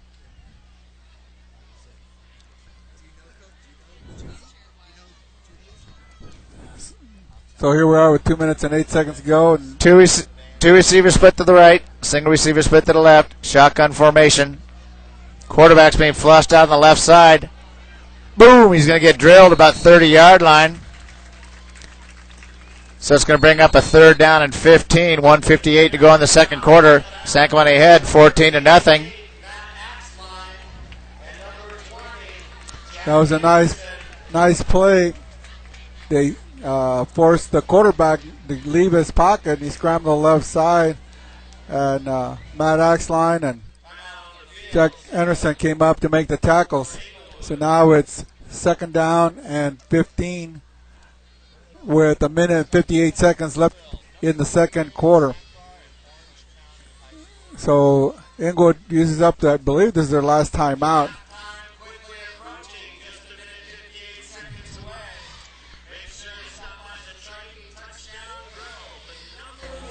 And again this year is going to be the Triton Touchdown Grill, rated number 1 in Orange County for service and food here to fans at San Clemente Stadium. And I tell you what, fans, before we came up here tonight, we went out there. We got some tri-tip and some chicken. We brought it up here, and I tell you what, that food is absolutely outstanding. The tri-tip, the chicken, all the food. It is again rated number 1. And they do a great job with the Triton Touchdown Grill, rated number 1 in Orange County. So 2 receivers split to the right, single receiver split to the left. 3-step drop by the quarterback, Durgan. He's got a receiver down there, and he's got it for a touchdown. That is unbelievable. 2 San Clemente defenders right there, and he catches the ball. Childs, number 8, catches it and rambles into the end zone for a touchdown. And that was something that San Clemente did not need right now. They were leading 14-0. Now it's a 14-6 ball game with 1:48 to go. And the defense just got a little lazy out there. You knew they were going to pass. Those are the 2 safeties back there who got themselves beat and allowed them to get behind them. But worse than that is they both dove for the ball instead of running to the ball. They tried diving for the ball and they missed, and the receiver caught the ball. We always teach our receivers and defensive backs to always run to the ball and not try to jump for it. Because if you run to the ball, if you make contact, the referee won't call that as a penalty because you're going to make an effort to get the ball. Okay, the kick is up, Inglewood. The kick is up, and it's good. And with that, 1:48 to go here in the second quarter. And now Inglewood scores, and it's 14-7 San Clemente. Again, we'd like to thank our Friday Night Live sponsors for the 2007 season. The main sponsor, OC Tavern, Mike Merrigan, Littlepage Landscaping, Paul Littlepage, Littlepage Automotive, Mark Littlepage, South Coast Distributing, the Aarons family, and Shirt Graphics, Chris Miller. These sponsors are so important to our Friday night broadcast. It's because of them that we're able to put on this broadcast for you. And we appreciate their sponsorship and their support. And we are looking for other sponsors. These sponsors that we have, they're ex-Triton alumni. They went here to San Clemente. They're local business now. They're giving back to their community, and they're supporting Friday Night Live. Thank you so much to our Friday Night Live sponsors. Now, Inglewood's going to be getting ready to kick off on the right side, the west end of the stadium. The kick is up, and it almost went through the goalpost. That was a deep kick. I didn't know that guy could kick it that far. Maybe he didn't either. Well, so San Clemente's going to take over on the 20-yard line, 1st and 10. Kicking from right to left. He's got the wind to his back, so the ball will carry quite a bit if you get underneath it and get some air under it. And that ball really carried. He has a good leg on him, but I doubt if he could do that again in any other stadium. But still, he had the wind with him and made a nice kick. So 1:48 to go. San Clemente has a chance. Let's see what they can do with 1:48. Two receivers split to either side. Curtis and shotgun. Let's not get in nothing dangerous here. Let's see if we can get down, at least get a field goal. Aaron Jones has a great leg. Curtis got a little bit of running room. He's going to be dropped down about the 21-yard line for about a 1-yard gain. Will be 2nd down and 9. 1:36 and ticking. Smart by Brad Curtis there not to force that football. The receivers recovered. Two receivers split to either side. Dubs formation. Curtis and shotgun. 3-step drop. He's got time again. He's got an open receiver. Tenney. Oh! He dropped the ball. Graham Tenney went right through his hands about the 41-yard line. That was a nice. You won't see that happen very much with Graham Tenney. He's got great hands. He just took his eyes off and went right through his hands. Brings up 3rd down and 10. San Clemente's got to get one first down in order to keep the ball the rest of the quarter. They don't get a first down right here, they're going to have to punt the ball, and Inglewood's going to get one more chance at the end zone. Okay, 3rd down and 10, or 3rd down and 9. 1:19 to go. Two receivers split to either side. Curtis and shotgun. Patton. Be the lone back set to the right. Curtis, 3-step drop. He steps up. He's got a receiver. And it's caught. It's caught out at about the 38-yard line. I can't see the number 17. Eric Wendling. Nice job. He just ran an out, about a 15, 16-yard out. And Alex Wendling caught a nice pass from Curtis. So here we go. San Clemente now on the move. 1 minute and 12 seconds. It stops the clock. Now it starts again. Two receivers split to either side. Curtis and shotgun. It's a quick slant. Nice catch. Out to about the 45-yard line. Nice catch by number 32, Mickliffe. Jade Mickliffe. He just ran a slant. But the clock is ticking. 51 seconds. You got to get moving here. Two receivers to either side. Curtis, shotgun formation. He's got to get going to get field goal range. He's got 20 more yards to go. Taking a lot of time. He's got a 3-step drop. He's got running room, and he's got a lot of running room. First down, he slides, and he gets down to about the 46-yard line of Inglewood. They got to get over the ball. When you get a first down, they'll stop the clock until they set the down markers.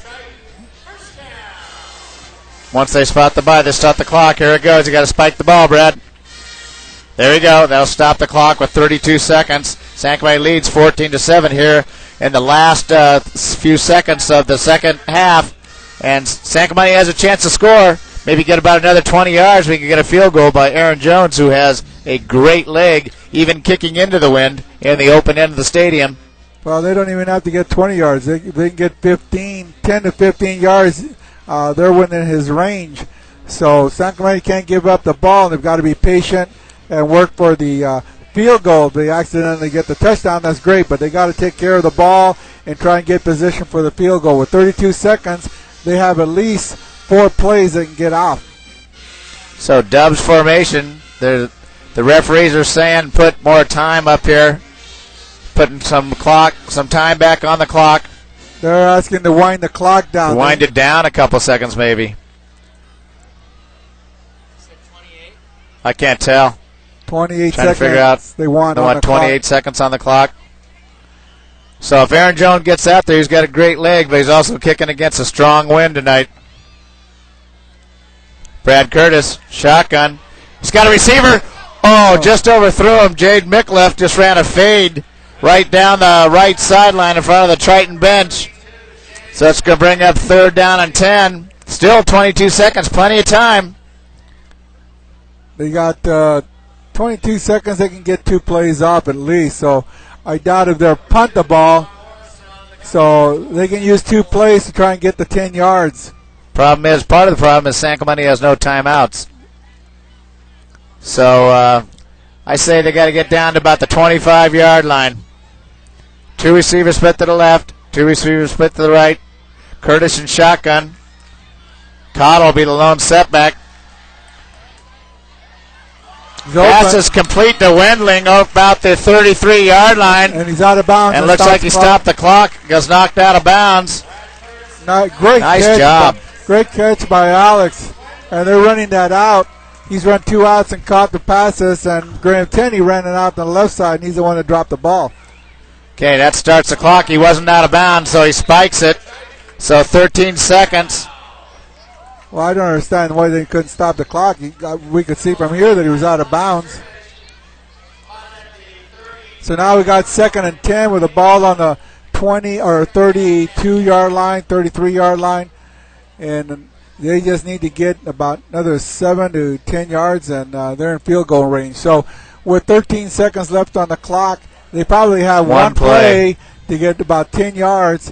And then kick it. And then get out of bounds without any timeouts. Are you sure they don't have any more timeouts? No timeouts. That's what it says up there on the board. So, oh, no. Not too much time. Delay of game. Oh, my goodness. That was a big penalty right there. It's delay of game. Took too long. Okay, now they got to go. Well, they still got to get, let's say, a 15-yard play. If they can get about complete a 15-yard pass and again stop the clock, then they have a shot at a field goal with Aaron Jones' leg. Even though there is a little bit of a wind, but we'll see.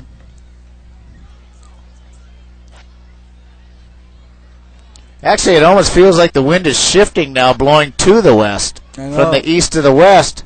So look at those flags down there moving a little bit. I know that. Look, it is. It's shifting, yeah. The wind is shifted. The Triton gods, they're with us right now.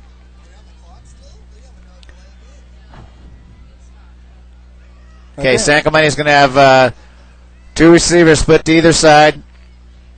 Curtis is going to be shotgun formation. Cottle be set back to the right. It's a big play right here to see if we can get down into scoring position. 3-step drop. He's got some time. Deep down the sideline. He overthrows him. So that's going to stop the clock with 8 seconds, and this will just be a pass into the end zone. Should be. It's too far to kick a field goal from here, so they'll probably just toss it down to the end zone, hope for something, pass interference or a score. I didn't understand that play. Why would you go into the end zone? You still had one more play left that you could have thrown into the end zone. So now, I guess you do. Yeah, you definitely got to throw it in the end zone now. Watch him run a draw or something.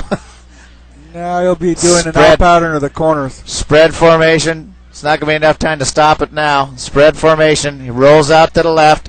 He sets. There he is. He's going deep. He's got a receiver. Got it. And he dropped it. Dropped it at the 5-yard line. Oh, my goodness.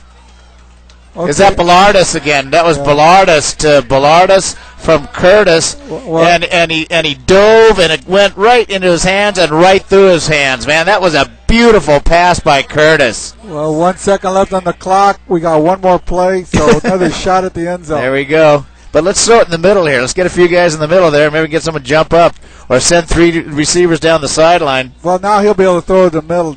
I think he was kind of trying to throw to the outside in case he caught the ball. He could get out of bounds. Right. But now the whole field's open.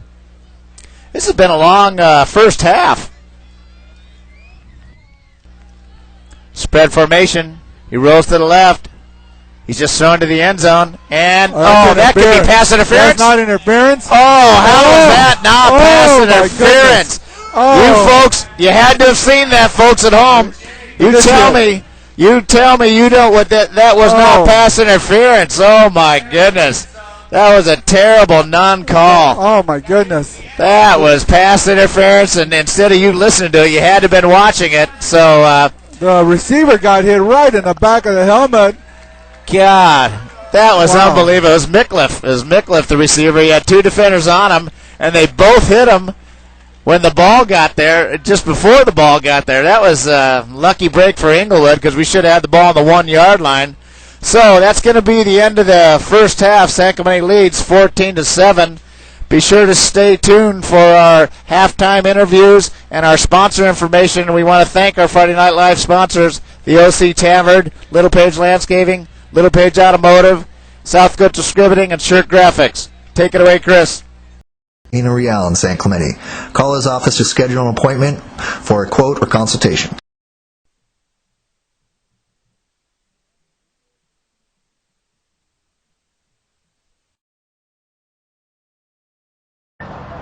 Welcome, Triton fans, to Up Close and Personal with Coach Corder. Tonight's home game, our first home game of the season, the Tritons against Inglewood. We hope you enjoy the pregame interviews, and we hope you enjoy them at halftime. Stand by. Coach Dave Brown, tonight's first home game here at the Lassa Stadium. Nice win last week against Upland. Tonight you have Inglewood. What do you say about the offense for tonight? What's your game plan, Coach? Well, last week we had some goals we set, and kids did a good job accomplishing it. We established our run game, and I think we got an identity there. Kids rushed for over 240 yards against a really good football team last week. So, as always, we strive to be balanced here. We'll run the ball and we'll throw the ball, but you got to be able to run the football if you're going to win championships. Okay, Coach. Well, I wish you best of luck. And what's the status of Curtis tonight? Everything healthy? Everything going okay with Curtis tonight? Oh yeah, he's real good. He's ready to go. So he's rock and rolling. All right. Well, you definitely had the running game going last week. I hope it goes again tonight. And good luck to you, Coach. Okay, thanks. All right, good. Thank you. Okay, here we are with Joe Woods, the running back coach. Coach, what's the game plan for tonight with the running backs? Well, we want to keep up what we were doing last week, just be physical. I told the backs, keep up that intensity, be focused, continue your ball security, no turnovers, and if we do that, then we'll have a good chance of being successful. Coach, last week you guys changed it up and you did a lot more running, and it worked very well against Upland. And tonight, our first home game of the season here at the Lassa Stadium. What's the status as far as health-wise of the running backs? They're in good shape. We got a good week of practice, and we're looking forward to performing tonight. It's our first home game, and we're excited about it. Okay, Coach, good luck tonight. Go get them. Thank you very much. Thank you. Okay, here we go with Sean Lee, linebacker, who unfortunately was injured the week before Hawaii. Sean, tell us about your injury and what your status is. Well, I broke my ankle while I'm out for the whole season. I got about 9 screws in my leg. So rehab's going to be hard, but I'll be back next year. All right, so what do you think about tonight's game? It's your first home game here at the Lassa Stadium. Any comments tonight? Give us some comments on the linebackers. Linebackers are going to be strong. Douglas and J.O., they're good, solid linebackers. They're going to finish them apart. All right, well, good luck, and I hope you heal up quick. Thanks, Coach. All right, stay away from the quarterback. Defensive back, A.J. Paspelli, what's your thoughts about tonight's first home game here at the Lassa Stadium against Inglewood? Got a big challenge ahead of us, great team, a lot of great athletes. We just got to play our game, use our home crowd as an advantage, and just come out fired up, and we take care of business. We're ready to go. It looks like you might get a little rain tonight. I wish you best of luck in the game. Go get them. All right, sounds good. Thank you very much. See ya. Hey, Triton fans, here we are with head coach Eric Patton. Eric, tonight's first home game here at the Lassa Stadium after a nice win in Upland. Had their ground game going for us last week. What's your thoughts tonight about Inglewood? Well, they're a very talented team. They have a lot of athleticism, speed, size. they've had a couple of players that haven't played in the last couple of weeks, so we're hoping that they're still a little rusty and that we can execute our offensive defense well enough to come out on top tonight. But I think Inglewood is kind of a mystery to us right now. Question mark. Okay, Coach, I understand you're pretty much healthy tonight, and the ground game's going, and Curtis is looking good. So, what is the plan for tonight? Any tricks up your sleeve, Coach? Well, that sounds real good what you just said. We get the ground game going, and we don't make any mistakes, and Curtis is on. That really, we don't have anything special tonight. Just to execute our offense and defense and get better. We need to get better every week. We got better last week against Upland, and we need to keep that moving. Okay, Coach. Well, good luck tonight, and go get them Tritons. Thanks, Rich. All right, thank you. Okay, here we are. We're in the stands. First home game at the Lassa Stadium. Let's hear it for the Tritons tonight. What do you say, folks? Let's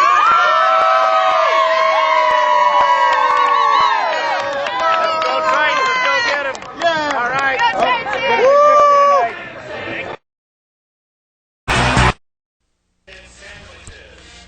Okay, Triton fans, welcome back. We're a couple minutes short here. The second half starting. It's been a good game so far. A little bit sloppy. San Clemente leads 14-7. We've got about 2 minutes and 50 seconds before both teams will take the field again. And San Clemente defense let Inglewood drive downfield and score in the last couple minutes of the ball game, which made it a 14-7 game after the first game, or the first quarter. A lot of penalties, sloppy quarter. San Clemente Tritons looked good in the second quarter, but then got a little bit lazy on that last drive by Inglewood, and they were able to get down on a long pass, and they scored. So hopefully San Clemente will tighten up again, take control of this ball game, and let's get a victory here for our first home game, first game of the year here at the Lassa Stadium after 3 games on the road, Hawaii, Edison, and Upland. Coach Villa, what do you think about the game so far? Well, I thought San Clemente has pretty much had the first half under control. Other than that long last play, and like you said, the last 2 minutes, I thought San Clemente's defense had Inglewood under control. The offense was moving. Of course, there was some penalties and miscues that San Clemente committed that kind of kept kept them from controlling the game. They had a face masking, then they had a roughing the kicker that got Inglewood the ball back, and then one time they had too many men on the field. It cost them another 5 yards. Then they had a personal foul on an outside tackle where there was some roughing outside the sidelines, and of course that was that almost approximately 60-yard pass at the end of the second quarter that got Inglewood back in the game. So as much as San Clemente basically controlled the majority of the first half, it's still a game. It's only 14-7, and San Clemente's offense has got to take control of the game. The defense is doing a great job, and other than the miscues, but San Clemente still has to realize that the game's not over. They have to take control offensively. The defense is holding Inglewood's offense completely shut down other than one single play. So here we go. We're going to get started on the second half. And deep to receive will be Ryan DeLeon and DJ Gallegos. I think this is DJ's first time returning kickoff, so we'll see how he does this time. Okay, the kick is up. It's going to be into the end zone. And Chris Davies told us that we have listeners from Massachusetts, Indiana, Idaho, Tokyo, London. Good gracious, they are all over. Where else we got on there? A ton of California. Oklahoma City, Kentucky, California, Northern California, Florida. I didn't know there were that many people that want to get out of the state. Triton fans all over. People are driving to Tokyo to listen to Friday Night Live. Okay, first play of the second half. San Clemente is going to be on the 20-yard line. 3 receivers split to the right. Motion from left to right. It's going to be to give to De Leon. It's going to be ahead for about 4 yards, maybe 3. So it'll be second down, 11:50 to go. San Clemente just started the second half, leading 14-7. Just at the end of the second quarter, end of the first half, Coach Patton was just reading the riot act to Brad. After the end of the game, I think Brad was complaining about that non-interference call to the refs, and Coach Patton didn't particularly like that. So second down and 5. 2 receivers split to either side. Curtis up under center. Setting up a screen. Better get rid of that ball, Brad. Ooh, man. Luckily, Taylor Patton was standing right there. So it's going to bring up third down and a long 5, maybe even close to 6. So Inglewood did a nice job in defensively on that play. Looked like Brad wanted to throw a screen pass, but the linebackers read it very quickly and were able to cover the upbacks and keep them from getting into the screen or in the pattern. Fortunately, Patton was who he was trying to throw it to, so he was able to throw it away at his feet, so it didn't get intentional grounding. 11:15 to go here in the second half. San Clemente ahead, 14-7. 3 receivers split to the left. Curtis shotgun, 3-step drop. He's got a receiver. Can't tell if he caught it though. He caught Looks it. like he caught it. Nice job. It looks like Jay Mikuloff, number 32 for a first down. He's going to be out at about the 32-yard line. First down. Nice job on a great catch by Mikuloff from Curtis. Jade had to dive for that ball for the reception and was able to hold on to it and get the first. First and 10. Number 12, Doug Malagon, comes into as a receiver. 3 receivers split to the left. Curtis in shotgun. Patton will be the lone setback to his left. Motion. It's going to be the give to De Leon. He's got some running room. Got some more running room. No, it's Gallegos. It was Gallegos that gets all the way out to the 44-yard line. DJ Gallegos came from the right side, ran around the left side of the formation to the spread formation, and then upfield, zigged and zagged down to the 43-yard line. First down, San Clemente. Nice job by DJ Gallegos on that. That play has been working pretty successfully for San Clemente. Ryan DeLeon's been running it, now DJ. Spread formation, 3 receivers to the right. Curtis, shotgun, motion. The give to De Leon, cuts it up, and it's going to be it just gets back to the line of scrimmage where it's going to be second down and 10.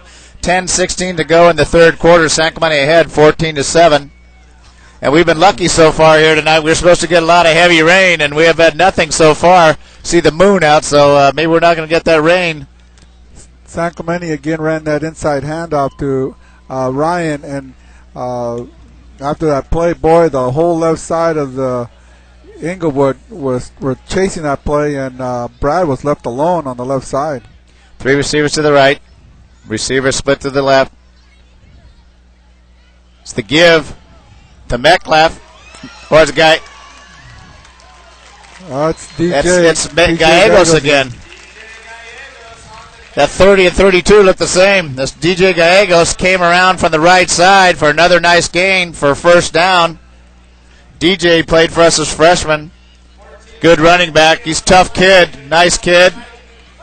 Hopefully they don't start trying to do something different. They got to keep doing what's been successful. Exactly. So I would think this is Ryan's turn here. There we go. 3 receivers split to the right. Curtis and shotgun. It's going to be the give to the left side now to Cottle. Gets ahead for a couple yards where we should be second down and about 7. That play right there got San Clemente about 3 yards. But more importantly, what it does, it keeps the defense honest and doesn't start collapsing to the outside to prevent those runs by Ryan and DJ. That run kind of keeps the inside linebackers holding their position. 3 receivers split to the right. Curtis in shotgun formation. Cottle will be the lone setback to the left. The pitch to Cottle. He runs into the blocking back or the lineman. Boy, that's going to be a loss of 3 yards. Third down and 10 now. I don't understand that play. They haven't run that play all night long, which is a quick pitch to the outside. They've been successful with that inside handoff and running inside the the ends, and then they run that pitch play, which just gets collapsed, and Clemente loses a yard on that play. So now it's third, about 11 yards. Spread, 3 receivers split to the right. Laura Stewart just sent us a howdy do. She's a mother of one of our freshmen, Stewart. Oh, he tried the inside screen and gets drilled for a 4-yard loss. Boy, that's not the way to get the offense going. They went backwards on that series, and now it's going to be 4th down and about maybe 12. 7:48 to go in the third quarter. San Clemente leading 14-7. San Clemente went completely away what was working for them. They're running on the inside. Look at this field goal. Then they went to a pitch. 50-yarder. It's within his range. He can make it. It's going to be a 50-yard field goal attempt by Aaron Jones. It's going to be well short. Penalty flag. We'll see what happens. Just didn't get his leg under that one. It's almost like a line drive.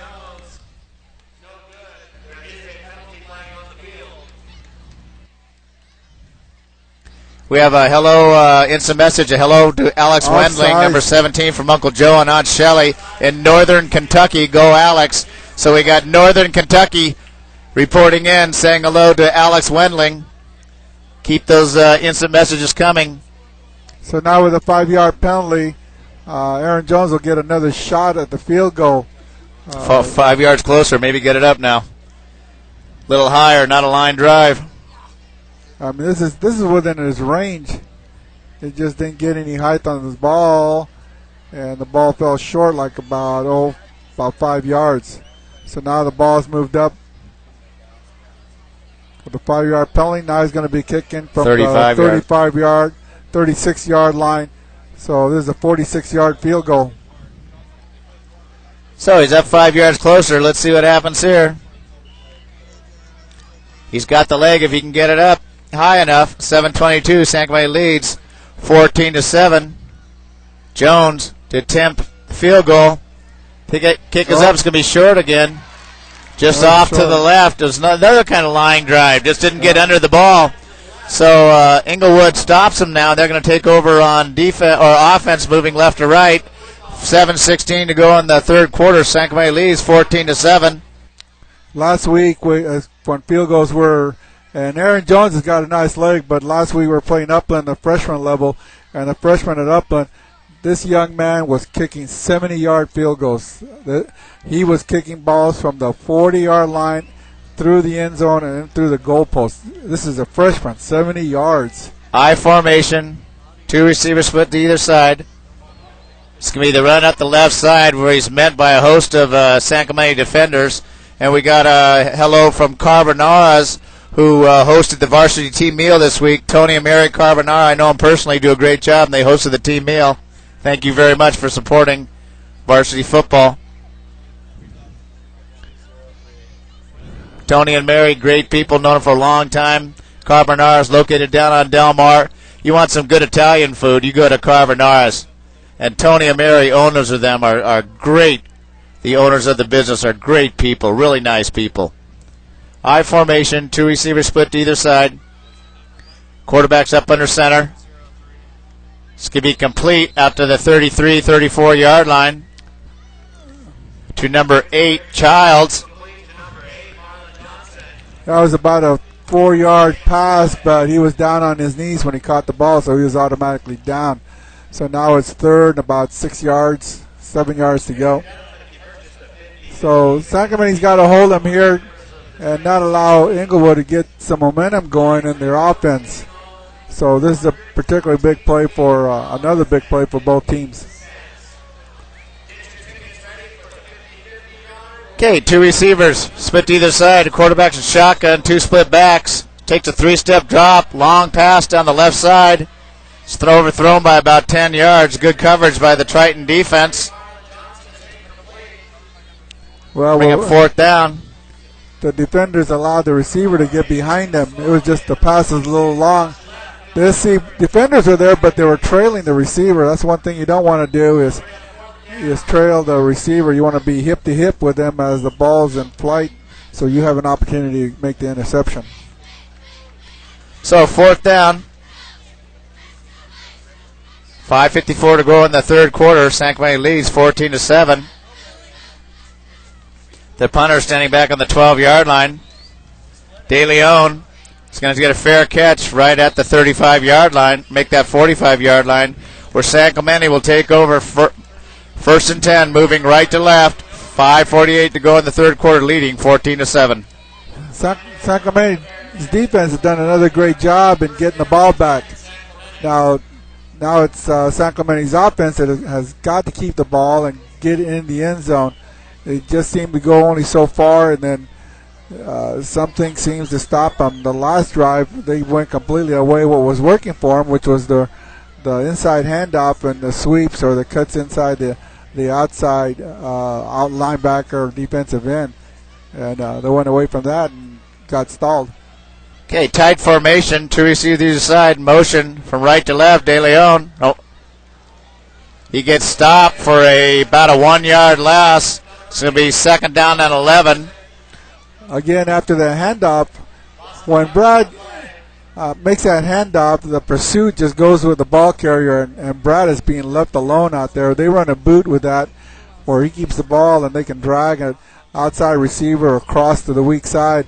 That receiver is going to be wide open, or Brad can even keep it and go for the run.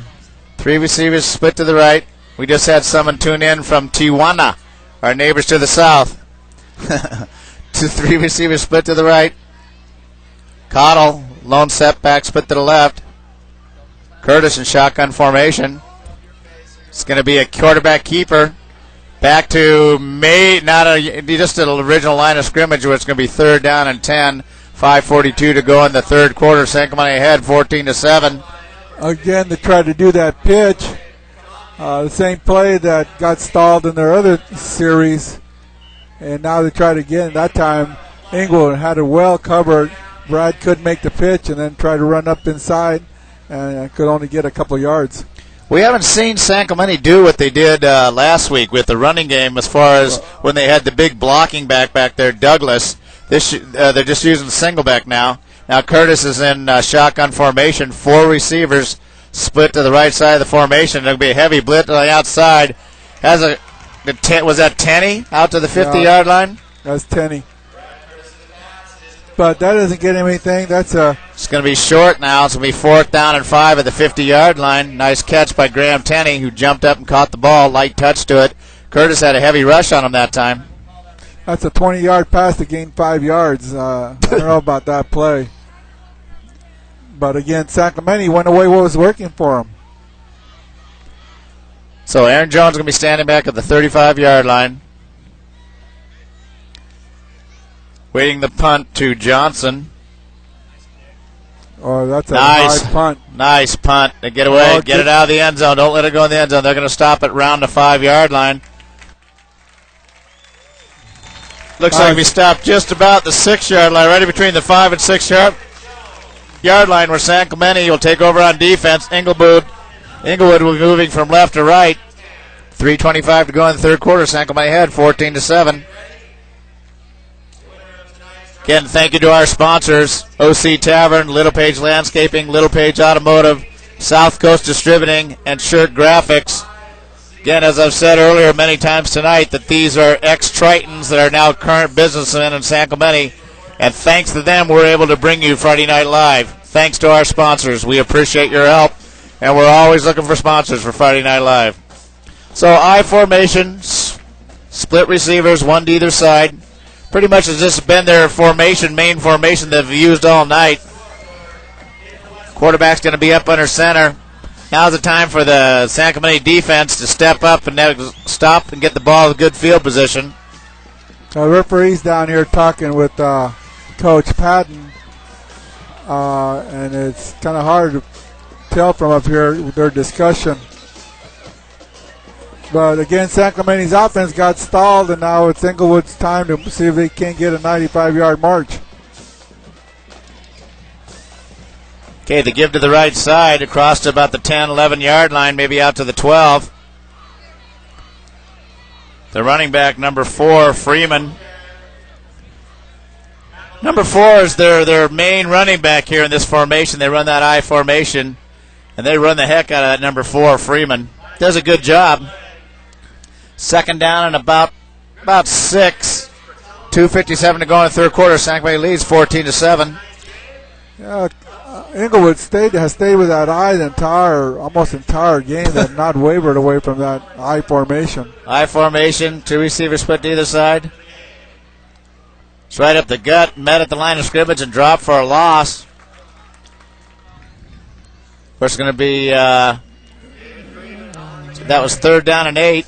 No, it's going to be 3rd down. 3rd down and 8. You're right, 3rd down and 8 with 2:26 and ticking. So again, here we go. San Clemente's defense trying to hold them down to allow the offense a chance to score before the end of the third quarter. All right, big play for the San Clemente defense. Slot formation, 2 receivers split to the left. Single back, make that I formation in the backfield. 5-step drop. Quarterback's got a lot of time and a wide open receiver again.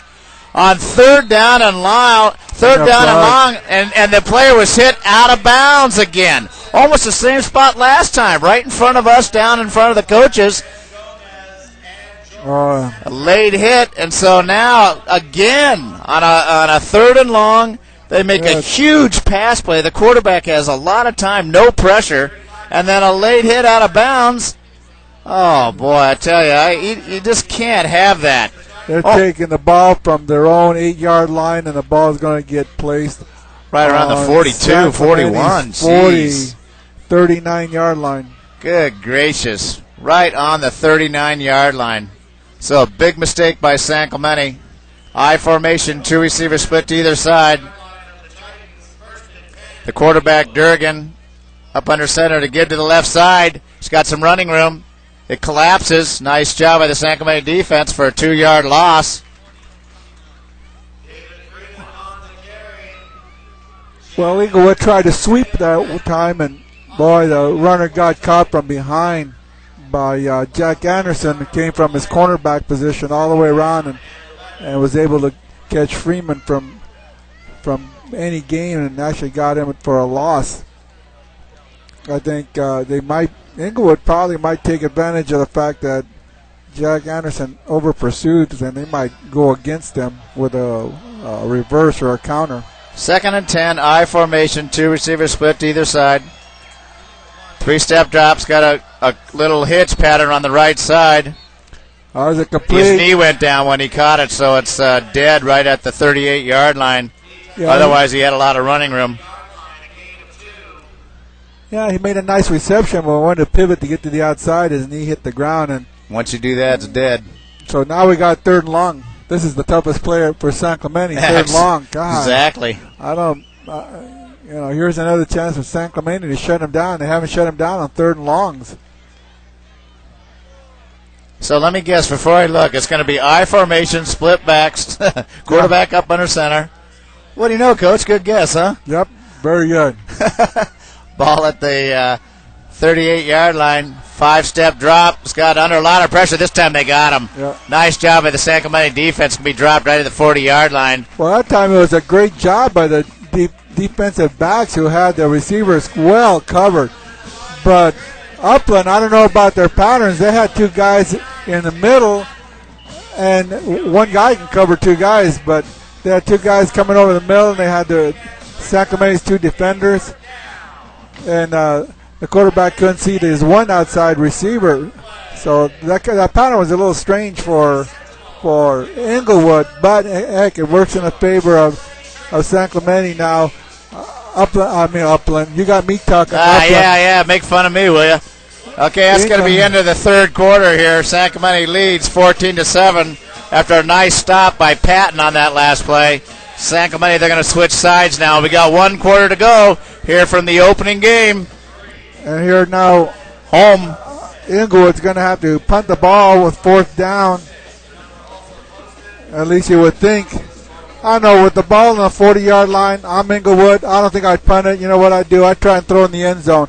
If San Clemente intercepts it, heck, it's just as good as a punt. If they decide to punt, the punter will be kicking from his 50, and most likely go out of the into or out of the end zone, then the ball comes back out to the 20.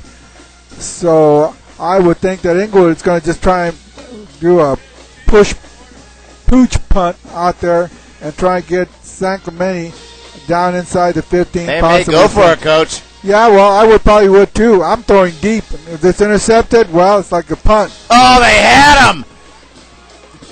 But it's going to be short, though. It's going to be short. It's going to be short. Oh, my goodness. That's well I'll tell short. you what, jeez. It's going to be short. Look at it. It's going to be short by about 3 yards. That was pretty dang close. Man, the quarterback, they had him, but he was able to shake off the defender, and he rolled out and completed a pass. And he almost had another disaster, but nice job by the Sacramento defense, who's now going to take over. Ball's going to be on the 31-yard line. 11:51 to go in the fourth quarter. Sacramento ahead, 14-7. Just had somebody tune in to our broadcast from Oregon. So we've had them all over the United States, Tokyo, London. Oregon? Oregon? That's in the United States, Coach. 3 receivers split to the right, left, make that Gallegos from right to left. It's going to be a flag on the call on the play there. It's probably going to be holding. Looks like it might come back. Gallegos is a nice run from right to left to the spread formation. Let's see what the flag is. I'm going to say holding San Clemente or some type of illegal block. There it is, holding. Boy, San Clemente offense is just, oh man. Does that remind you of anybody? They got to step it up here. They got to step it up here and quit making mistakes. Seems like every time they get something good going, they shoot themselves in the foot. And a game like this, it's, one score, one touchdown. You never know what can happen here. Look how quickly they scored in that second quarter. Yeah, Inglewood can score on one play, and San Clemente's offense is not helping itself with all these turnovers and penalties. It's going to be first down and about 16. 2 receivers split to either side. Curtis, shotgun formation. He's going to run to the left side. He's got a little bit of running room. He's going to get across to about the 34-yard line. Nice gain where it'll be second down and about 7. 11:15 to go in the fourth quarter. San Clemente ahead 14-7. Well, Brad is not fleet of foot. So when he goes running down the field, he's lumbering down the field. Well, he's not scampering down the field. He is not a Michael Cook who could actually get up the field as good as a running back. So 2 receivers split to either side. Curtis in shotgun formation. Cottle will be the lone setback to the right. Motion left to right. It's going to be to De Leon. Gets out to about the 40-yard line. Going to be 1 yard short. Will be third down and 1. Nice job by Ryan De Leon. That play's been working for him all night, so I don't know why they go away from it. This is where they show the sweep, and then he just stops and cuts under B gap on the right side of the formation. Here comes a quarterback sneak, Coach. Ooh, that's close. He got it. Well, it's going to be close. Looks like he got it, though. By line judge. Yeah, look at one. One's on a yard different than the other one. It looks like we got it, though. There we go. First down. Nice job, San Clemente. Keep those chains moving. San Clemente, you know what they need to do? They need to just run the ball, get first downs, you nickel dime them, 3-4 yards of play. Where have we heard that before? I think we say in our freshman team, don't we? Or that's what we Is preach. That we? That's what we preach. That's what I preach.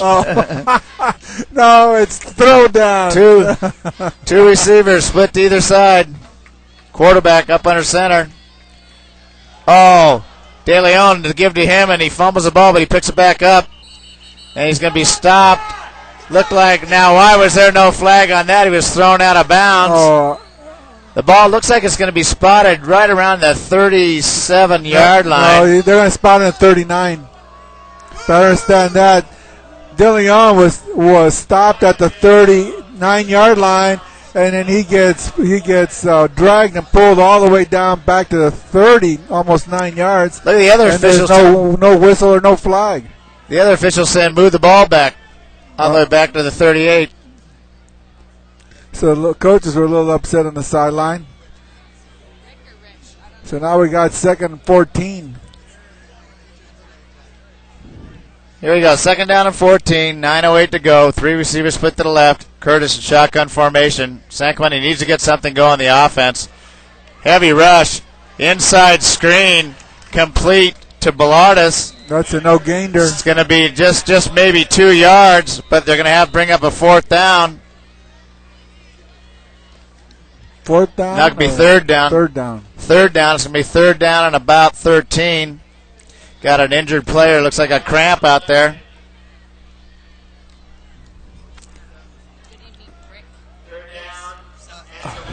Yeah, well, San Clemente again has been hampering its own offense by inconsistent plays and penalties, and some of the play calling is a little suspect, at least from my end, because they've been running that inside handoff, and the running backs have been gaining a lot of yardage, cutting that inside or going to the outside, and then for some reason the coaches go away from it, and they've been doing those quick pitches to the outside that haven't worked. The quarterback, Brad, has been going back into passing formation, and he has no receivers, and he's been running with the ball, and it's something you don't want to see your quarterback doing, which is run. So, okay, the field players coming off now. Got another shout out to somebody that tunes in from Boston, Mass. every week. He's a secret Friday Night Live admirer. Won't give us his name. Who are you out there tuning in? Let us know. 2 receivers split to either side. 3rd down and about 11. Curtis in shotgun formation is a big 3rd down play. They've been putting some pressure on him. A slant complete to Mikloff. He's going to be a yard short, almost 2 yards short to the 50, where it'll be 4th down and 2. Yeah, Sacramento's going to have to punt here. Yeah, you're right. They got to pin him down there and not give him a short field. They're calling a timeout. Timeout, San Clemente. Why would you call a timeout? They're going to decide whether to go. They're probably just trying to decide whether to go for the 2 yards here and try to get a 1st down. I think I would just pin them back, hopefully within the 10-yard line, and then let them make them try to go 90 yards instead of not making it here and give them 50 yards. Yeah. The defense has been playing outstanding defense tonight, so I wouldn't risk not making it, and then Inglewood having a short field to drive for the. Time for a sponsor break here. Thank Mark Littlepage of Little. Are they going to try to call them off sides maybe? Let's see what happens. They got 2 receivers split to either side. Curtis is up under center. Are they going to try to call them off sides? Let's see. Motion left to right. I think they're going to try to call them off sides. That's exactly what they're doing.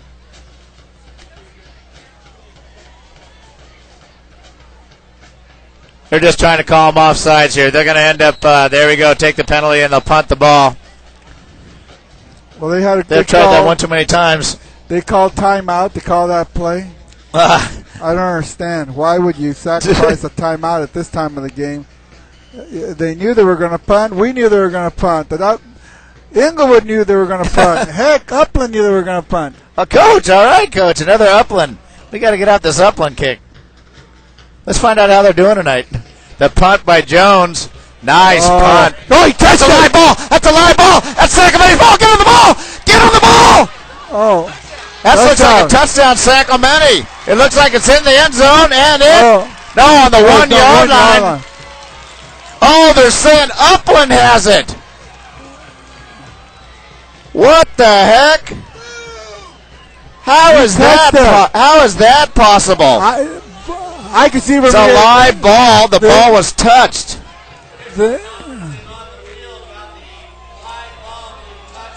Wow. Oh, that was a horrible call. It was a live ball. From here, it looked like the Inglewood player touched the ball. Oh, man. Too bad Friday Night Live, we don't have instant replay. We do have it, but you got to see it in 2 days when we download it on the computer. That's our instant replay. Folks, I'm telling you, if you guys were watching that was terrible call. Inglewood has even Chris Davies, our computer man, is booing over here. He's out of control. All right, I formation on the 1 yard line. It's 1 foot yard. And look at how much room he has all the way out to about the 12 yard line, was be close to first down. Yeah, you got the first down. Oh, my gosh. God. No, Ben was talking something about Upland just messing around. Yeah, folks, this is Inglewood, not Upland. We said that we wanted to find out how Upland was doing tonight. Wonder how they're doing. Okay, now we got a 1st and 10. Boy, that was a terrible call. I formation. Maybe motion? Legal procedure? Who knows? It's hard to see. I think it's against Inglewood. I think they had movement on the line of scrimmage. Yep, procedure goes back 5 yards. You know what? I'd love to see that. I can't wait till we get this loaded up, Chris. Get this loaded up, and then we can look at that play again, because that was San Clemente's ball. I don't understand. The official was right there, too. What was he looking at? Golly. Oh, man, I tell you. Boy, Mike Hurlbut is besides himself up here. The stadium announcer, he is just going nuts. That was a terrible call, but let's go onward. I formation, of course. 2 split receivers. 7:05 to go in the first quarter. 5-step drop. This time they got the quarterback There's for a it. fumble. Ball's on the ground. There's a fumble. Let's see who got it. I'm not saying anything this time. It looked like the quarterback got it back. I thought I wasn't going to say anything. You see the referee dove into that pile. I thought it bounced back up to the quarterback, but yeah, there he is. So that quarterback was fortunate. He tried to roll out, and he got hit from behind, and the ball bounced down, but then it bounced up to him. Now he's limping. He's going to be taken out of the game. So that's not going to be good if they lose their quarterback. What's good for us. We never want a guy to be injured. If he goes out for a while just to recoup, that's fine, as long as he comes back healthy. Don't want to wish for anybody being injured out here, no matter what team they're on. We're trying to get some more Orange County scores. Going back to that touch ball, that punt. God, from here, it looked like the ball bounced towards the receiver, and then it hit him. It looked from here like it hit him awkwardly because the ball took a crazy turn in midair. And then we had majority of the San Clemente players trying to pounce on that ball, but I guess everybody saw it except the referee. But that would be interesting to watch and see how that turns out on the replay. Okay, thank you to our sponsors again: OC Tavern, Little Page Landscaping, Little Page Automotive, South Coast Distributing, and Shirt Graphics. We appreciate your support. Now, I formation, 2 receivers split to the left, quarterback's up under center. Oh, almost had him in the end zone. It's going to be tackled about the 4-yard line. Nice job by the San Clemente defense. It was a great tackle played by Matt Axline, who from his tackle position put pressure, then pivoted around, came back, and was able to still make the tackle. So 3rd down and 18. Got a couple score here. El Toro is losing to Laguna 28-14, and then Capo trying to get the Capo score here. Capo is 35-2 over Bloomington. See if you can get the Mission score on there. They're playing Bristol. Bloomington is out just east of Fontana. Well, thank you, Coach. You're welcome. In case you people aren't familiar with geography. For all you MapQuest enthusiasts. Yeah. 2 receivers split to the left. Big play. He's in the end zone. Come on, get him! Get him! Safety! Oh! Intentional grounding. Yeah. There he goes. Safety. It's a safety. Now that quarterback's hurt. They already lost number 15, Durgan, on the couple plays before that. Number 8, Marlon Johnson, now the quarterback, and now he's laying in the end zone. Yeah, it's a great that could be the play, Chris says. That was a great play by Matt Axline, who came from his tackle position, was able to get to the quarterback and throw him for a safety. And the quarterback looks like he's really injured. He looks like in pain down there. He's down. Just got the mission score. They're winning 14-0 down in Vista, down in North County, San Diego County. That should be a That's great a game. halftime score. Vista's got a great team down there. They're a powerhouse in San Diego County. So the quarterback is still down. That's a great job Oh, by looks like he's the getting up now. Sacramento defense. Let me take a look at my binos here, Coach. Well, it looks like he's going to walk off by his own power. He's limping a little bit. He's being cheered on by the Triton faithful over here. So that makes it 16-7 now. 5:11 to go in the fourth quarter. Inglewood is going to have to kick the ball.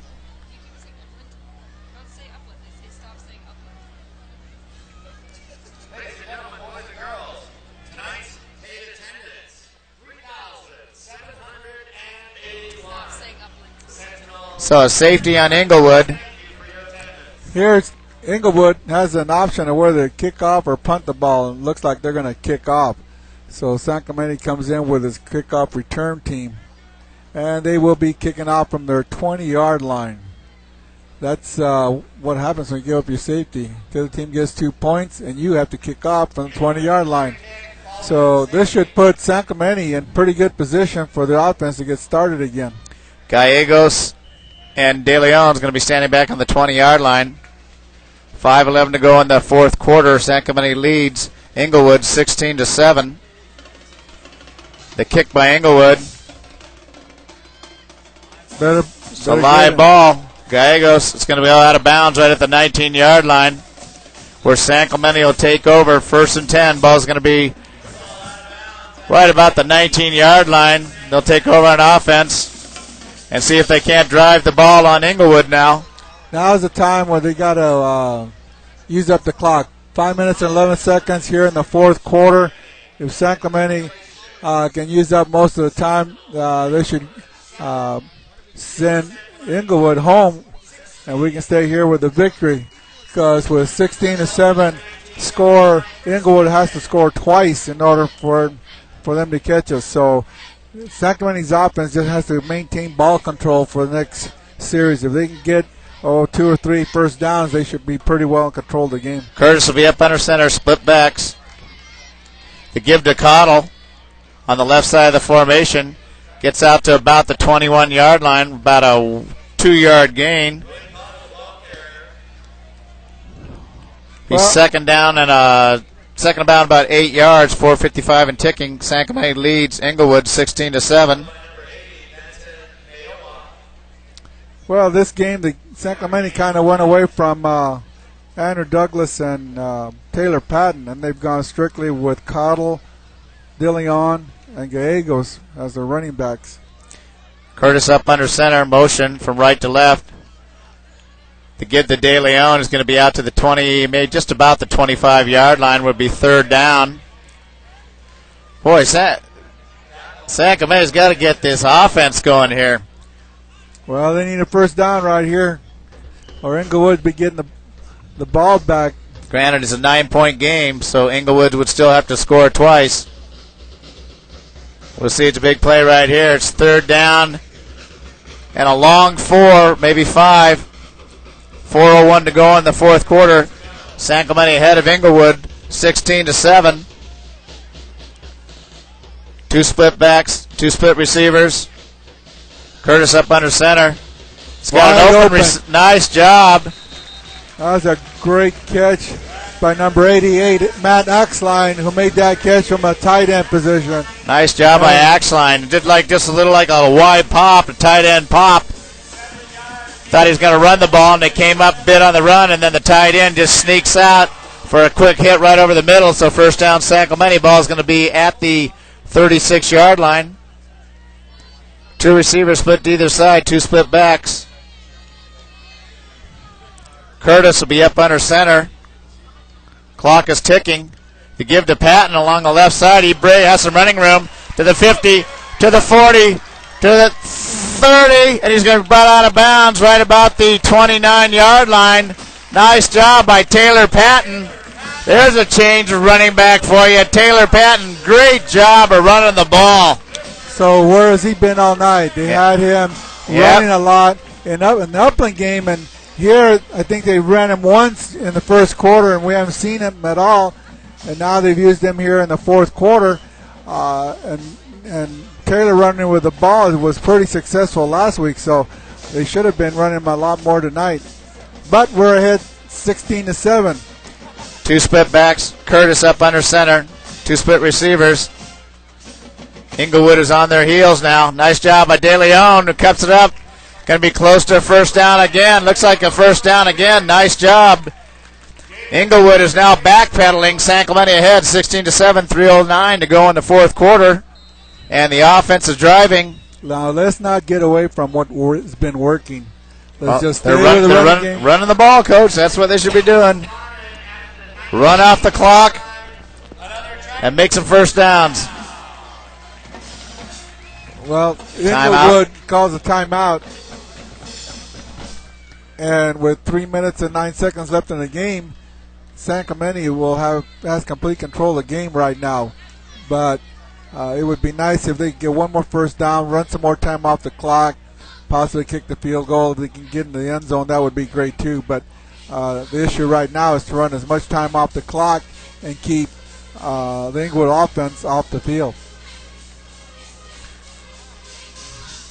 Okay, San Clemente offense needs to keep driving here. Inglewood's on their heels now. San Clemente Triton offense is moving. Get in for another score. It's a 9-point game, 16-7, 3:09 to go in the fourth quarter. San Clemente's first home game of the season after being over in Baldwin in Hawaii, and then went to Edison and then Upland. Now they're here against Inglewood and San Clemente. Two split receivers, split backs to give to Patton. He's got running room. Nice job. He breaks Taylor Patton. Nice job all the way down to about the 3-yard line. First down, San Clemente. Taylor Patton, boy, you're right, Coach. Where's he been? You see him run that ball. He ran the ball for us as a freshman. He's a good running back, but he plays on both sides of the ball, so he plays linebacker also. That's why I didn't understand the play call in this game. Taylor running the ball with Andrew Douglas last weekend was very successful, and they got away from him, and now he's running the ball. So I think it may work out pretty good for San Clemente, and then now they're using him to control the ball and control the clock. Two split backs, Curtis up under center, 16-7, 2:42 to go in the fourth quarter. That time he was drilled. Was that Cottle? That was Cottle going right into the middle of the pile, but boy, there was no hole there. He got hit by a Mack truck on that play. So he lost a yard on the play. 2:20. Clock is still ticking. San Clemente ahead of Inglewood, 16-7. Ball's going to be right on the 3-yard line. Second down and goal. Ball's on the 3-yard line. 2:07, 2:06, 2:05. Split back, split receivers. Curtis up under center. 3-step drop. Man, we got it. Looks like touchdown San Clemente. Touchdown San Clemente. Boy. To Matt Axline, number 88, who gets a touchdown. Nice job. He had to jump up and come up with that ball. But and you know what? He floated that ball up there, too. He's lucky. That was going to be intercepted. He wasn't even throwing to Matt. He was throwing to a receiver behind Matt at close to the back of the end zone. And Matt just leaped up and took the ball away from everybody. Nice play by Matt Axline. Gomez can be handling the kick, the spot. It's up, good. Aaron Jones kicks it through. And with that, San Clemente now leads 23-7. 1:50 to go here in the fourth quarter on a game that spent a lot of penalties, a lot of mistakes on, quite frankly, both sides of the ball, and a lot of penalties tonight. Yeah, so, but a win's a win. That's exactly right. We'll take it. Yeah. We'll take it. Just for everyone's information, after tonight's game, San Clemente will have one more preseason game, and that'll be El Toro next Friday. And then league starts immediately after that game, and schedule will be Tesoro at Tesoro. And then following that game with Mission Viejo here, Capo Valley here, Capo Valley at Mission Viejo. Elisa Niguel and Dana Hills at Dana Hills. So that's our schedule for the rest of the year, and the season's going by pretty quick. So here we go with the kickoff. Okay, the kick is up. It's going to be fielded on the 3-yard line, drops it, picks it back up. A little bit of running room, gets across to the 20-yard line where Inglewood, it's going to be a late hit out of bounds again. I think so. San Clemente's going to get another flag for a late hit out of bounds, I think. I don't know who that was. Let's see. Let's see what happens. 1:43 to go in the fourth quarter. San Clemente ahead of Inglewood, 23-7. Let's see the flag's on. I couldn't tell why that was a late hit. Oh, against it's Inglewood this time. Inglewood. So they're going to have to back them up. Let's go, guys. Back that ball up. I didn't think that could have been against Sacramento because I didn't see many hits down there unless they were away from the ball. But the call is against Inglewood, so they're being backed up, and the ball's going to be placed at the 10-yard line. Okay, first down and 10. 2 receivers split to the left, single receiver split to the right. The quarterback, number 15, Durgan, is back in now. Motion. He's got nice job by San Clemente. He's under heavy pressure. Almost sacked him for a safety. That was Spooner, who the other defensive tackle, Terry Spooner, number 85, put the pressure on the quarterback. We haven't spoken too much about Terry Spooner tonight because he's been kind of quiet.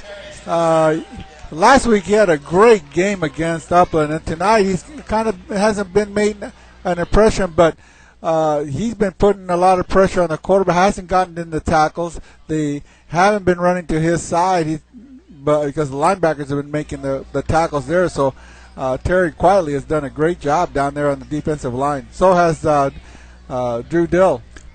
2 receivers split to the right. It's going to be a muff. Oh, man, almost picked off. The quarterback, it was a shotgun to the quarterback, and he fumbled the ball a bit, picked it back up, threw it down. It was almost intercepted. Yeah, it was almost intercepted by Andrew Douglas, who was there. I mean, the ball hit him in the hands. There was no way he could drop that ball, but he did. I think he was a little bit too anxious to make that interception and run to the end zone. But Upland, with 1:30 has got to put the ball in the air. They need some stop the clock, and they need some big first down. So 3rd and long, I know they're not going to be punting, so they're going to probably have 2 downs to get the first. Ball's going to be right at the 10-yard line. 1:30 to go in the fourth quarter. San Clemente leads Inglewood 23-7. 2 receivers split to the right. Single receiver to the left. Long pass down in front of the Triton. Intercepted.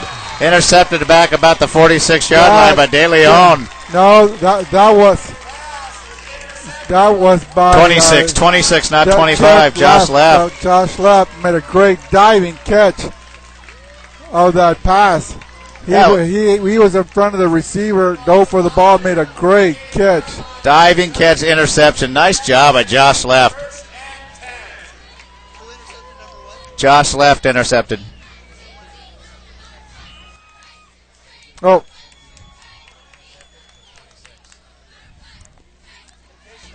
So that was a beautiful play. San Clemente's going to take over now. Said DeLancelotti in there, quarterback. Remember last time he came in last week, he was running all over the place. The give right up the middle. Now he got some new guys going there. DeLancelotti's in the quarterback. Eddie Sahagan's now in, and Ryan Colt is in. And DeLancelotti is now running the team at the quarterback, and all he has to do now is just take care of the ball and run the clock out. 1 minute ticking. And Joey Waters is now running at the fullback position. 2 split receivers to either side. Motion. It's going to be the give to Eddie Sahagan. It's got some running room. It's going to be all the way down to about the 35-yard line. Eddie Sahagan came from left to right. A nice run by Eddie Sahagan for a first down, San Clemente. 41 seconds. And at some point here, I think San Clemente should take a knee here and just run the clock out. Well, they need to run one more play. We've got 35 seconds. No sense trying to rub it in. DeLancelotti up under center. Joey Waters be fullback. That's Gallegos. Gallegos again around the left side. He's going to be all the way down to first down. Don't go out of bounds. The ball's on the carpet, and it's fumble. That's why you take a knee, Coach. That's why you take a knee. Take a knee, and the ball game's going to be over. You try running a play, and that's a chance you take. It's not really going to do anything with the outcome of the game, but you might as well just take a knee. You take a chance of somebody getting hurt. Well, we got two guys hurt. One got a San Clemente hurt, and we have Inglewood player that's also down. Gallegos is the number 30. He's down in front of the Upland bench. But see what I mean? Why risk a running back of somebody getting injured? You just take a knee, the game's over. Yep. Take a knee, the game's over. Now you got an injured player out there. You have an injured Upland or Inglewood player out there. What kind of player? What kind of player? That's terrible. Inglewood. Oh, okay. That's what I thought you said. The trainer's out there with Gallegos. Are you sure it's not JD's pride that's kind of hurt out there? No, I don't think so. She's Jackie, the trainer's looking at his right knee. I got the official binos going here. Jackie's with Score Therapy. DJ has had an outstanding game tonight. Got to get those players away from him. They're leaning all over him. Jackie's trying to get the players out of his face. Don't pull him. I thought they were going to pull him up, drag him off the field.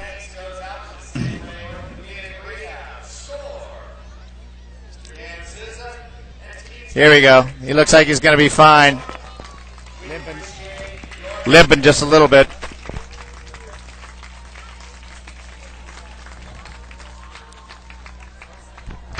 Tell you what, if I was Eric Patton, I wouldn't be real happy right now about not downing that ball. Yep. They should have downed that ball because you risk injury. There's no point. It's for the same reason that DeLancelotti's in there right now. Get your main quarterback out, Get the second quarterback a few snaps. So you got 12 seconds. San Clemente leads Inglewood 23-7. Stop saying Upland. I said Inglewood that time. You did, but I didn't know anything about it. Three-step drop. Should be the last play of the game. Complete. Out to the 41-yard line with 4 seconds to go. The receiver was Evans. It's a 16-yard gain, and he got 4 seconds to go. So Inglewood has one more play. They called timeout. They got to set up a play. Yeah. This could have been over 10 minutes ago. They got to set up a Hail Mary play. Look down on the sideline there, Coach. To the left side, it looks like McElroy standing out there. Yeah, that's him. Mark McElroy, head coach from Saddleback now. He's down there. Him and his wife. Mark is the head coach at Saddleback. He first installed the fly offense here before Coach Patton got here. And man, when he first, I remember the first game. I want to say it was El Toro. I'm not sure, but whatever school we played, it was like 40-something. I mean, we just totally dominated them with that fly offense because they've never seen it before. So 3 receivers going deep. Hail Mary pass going to be intercepted, looks like. Nope, drop. And that's going to be the ball game. And your San Clemente Tritons win the game 23-7 over Inglewood on a sloppy game. But hey, we come away with the victory. And again, want to thank our main Friday night sponsor, OC Tavern, Mike Merrigan, and our other Friday Night Live sponsors for the 2007 season. Paul Littlepage from Littlepage Landscaping, Mark Littlepage from Littlepage Automotive, the Aarons family with South Coast Distributing, and Chris Miller from Sure Graphics. Thanks to our sponsors for supporting Friday Night Live. I want to thank Ben Villa, myself, Rich Corder, and Chris Davies, and his assistant, Faith Davies, who is helping on the computer tonight. And we promise we won't. I won't say Upland anymore. I tell you, I got Upland on the brain. All these green teams we've been playing. But anyway, it's a good victory. We'll take it. Next week should be easier to tell They're because blue. we play El Toro. They're blue, blue and yellow. So I'll call Minnesota. Anyway, also thanks to Mike Hurlbut up here and San Clemente staff who provided us with a booth and the lights to see this year. Last year we didn't have any lights, could barely see. So I'd like to thank them. Thanks, guys. All right, thank you, guys. It was a great game, and we'll see you next week, El Toro. Friday. And we have a home game, so we'll see you back here at Thalassa Stadium.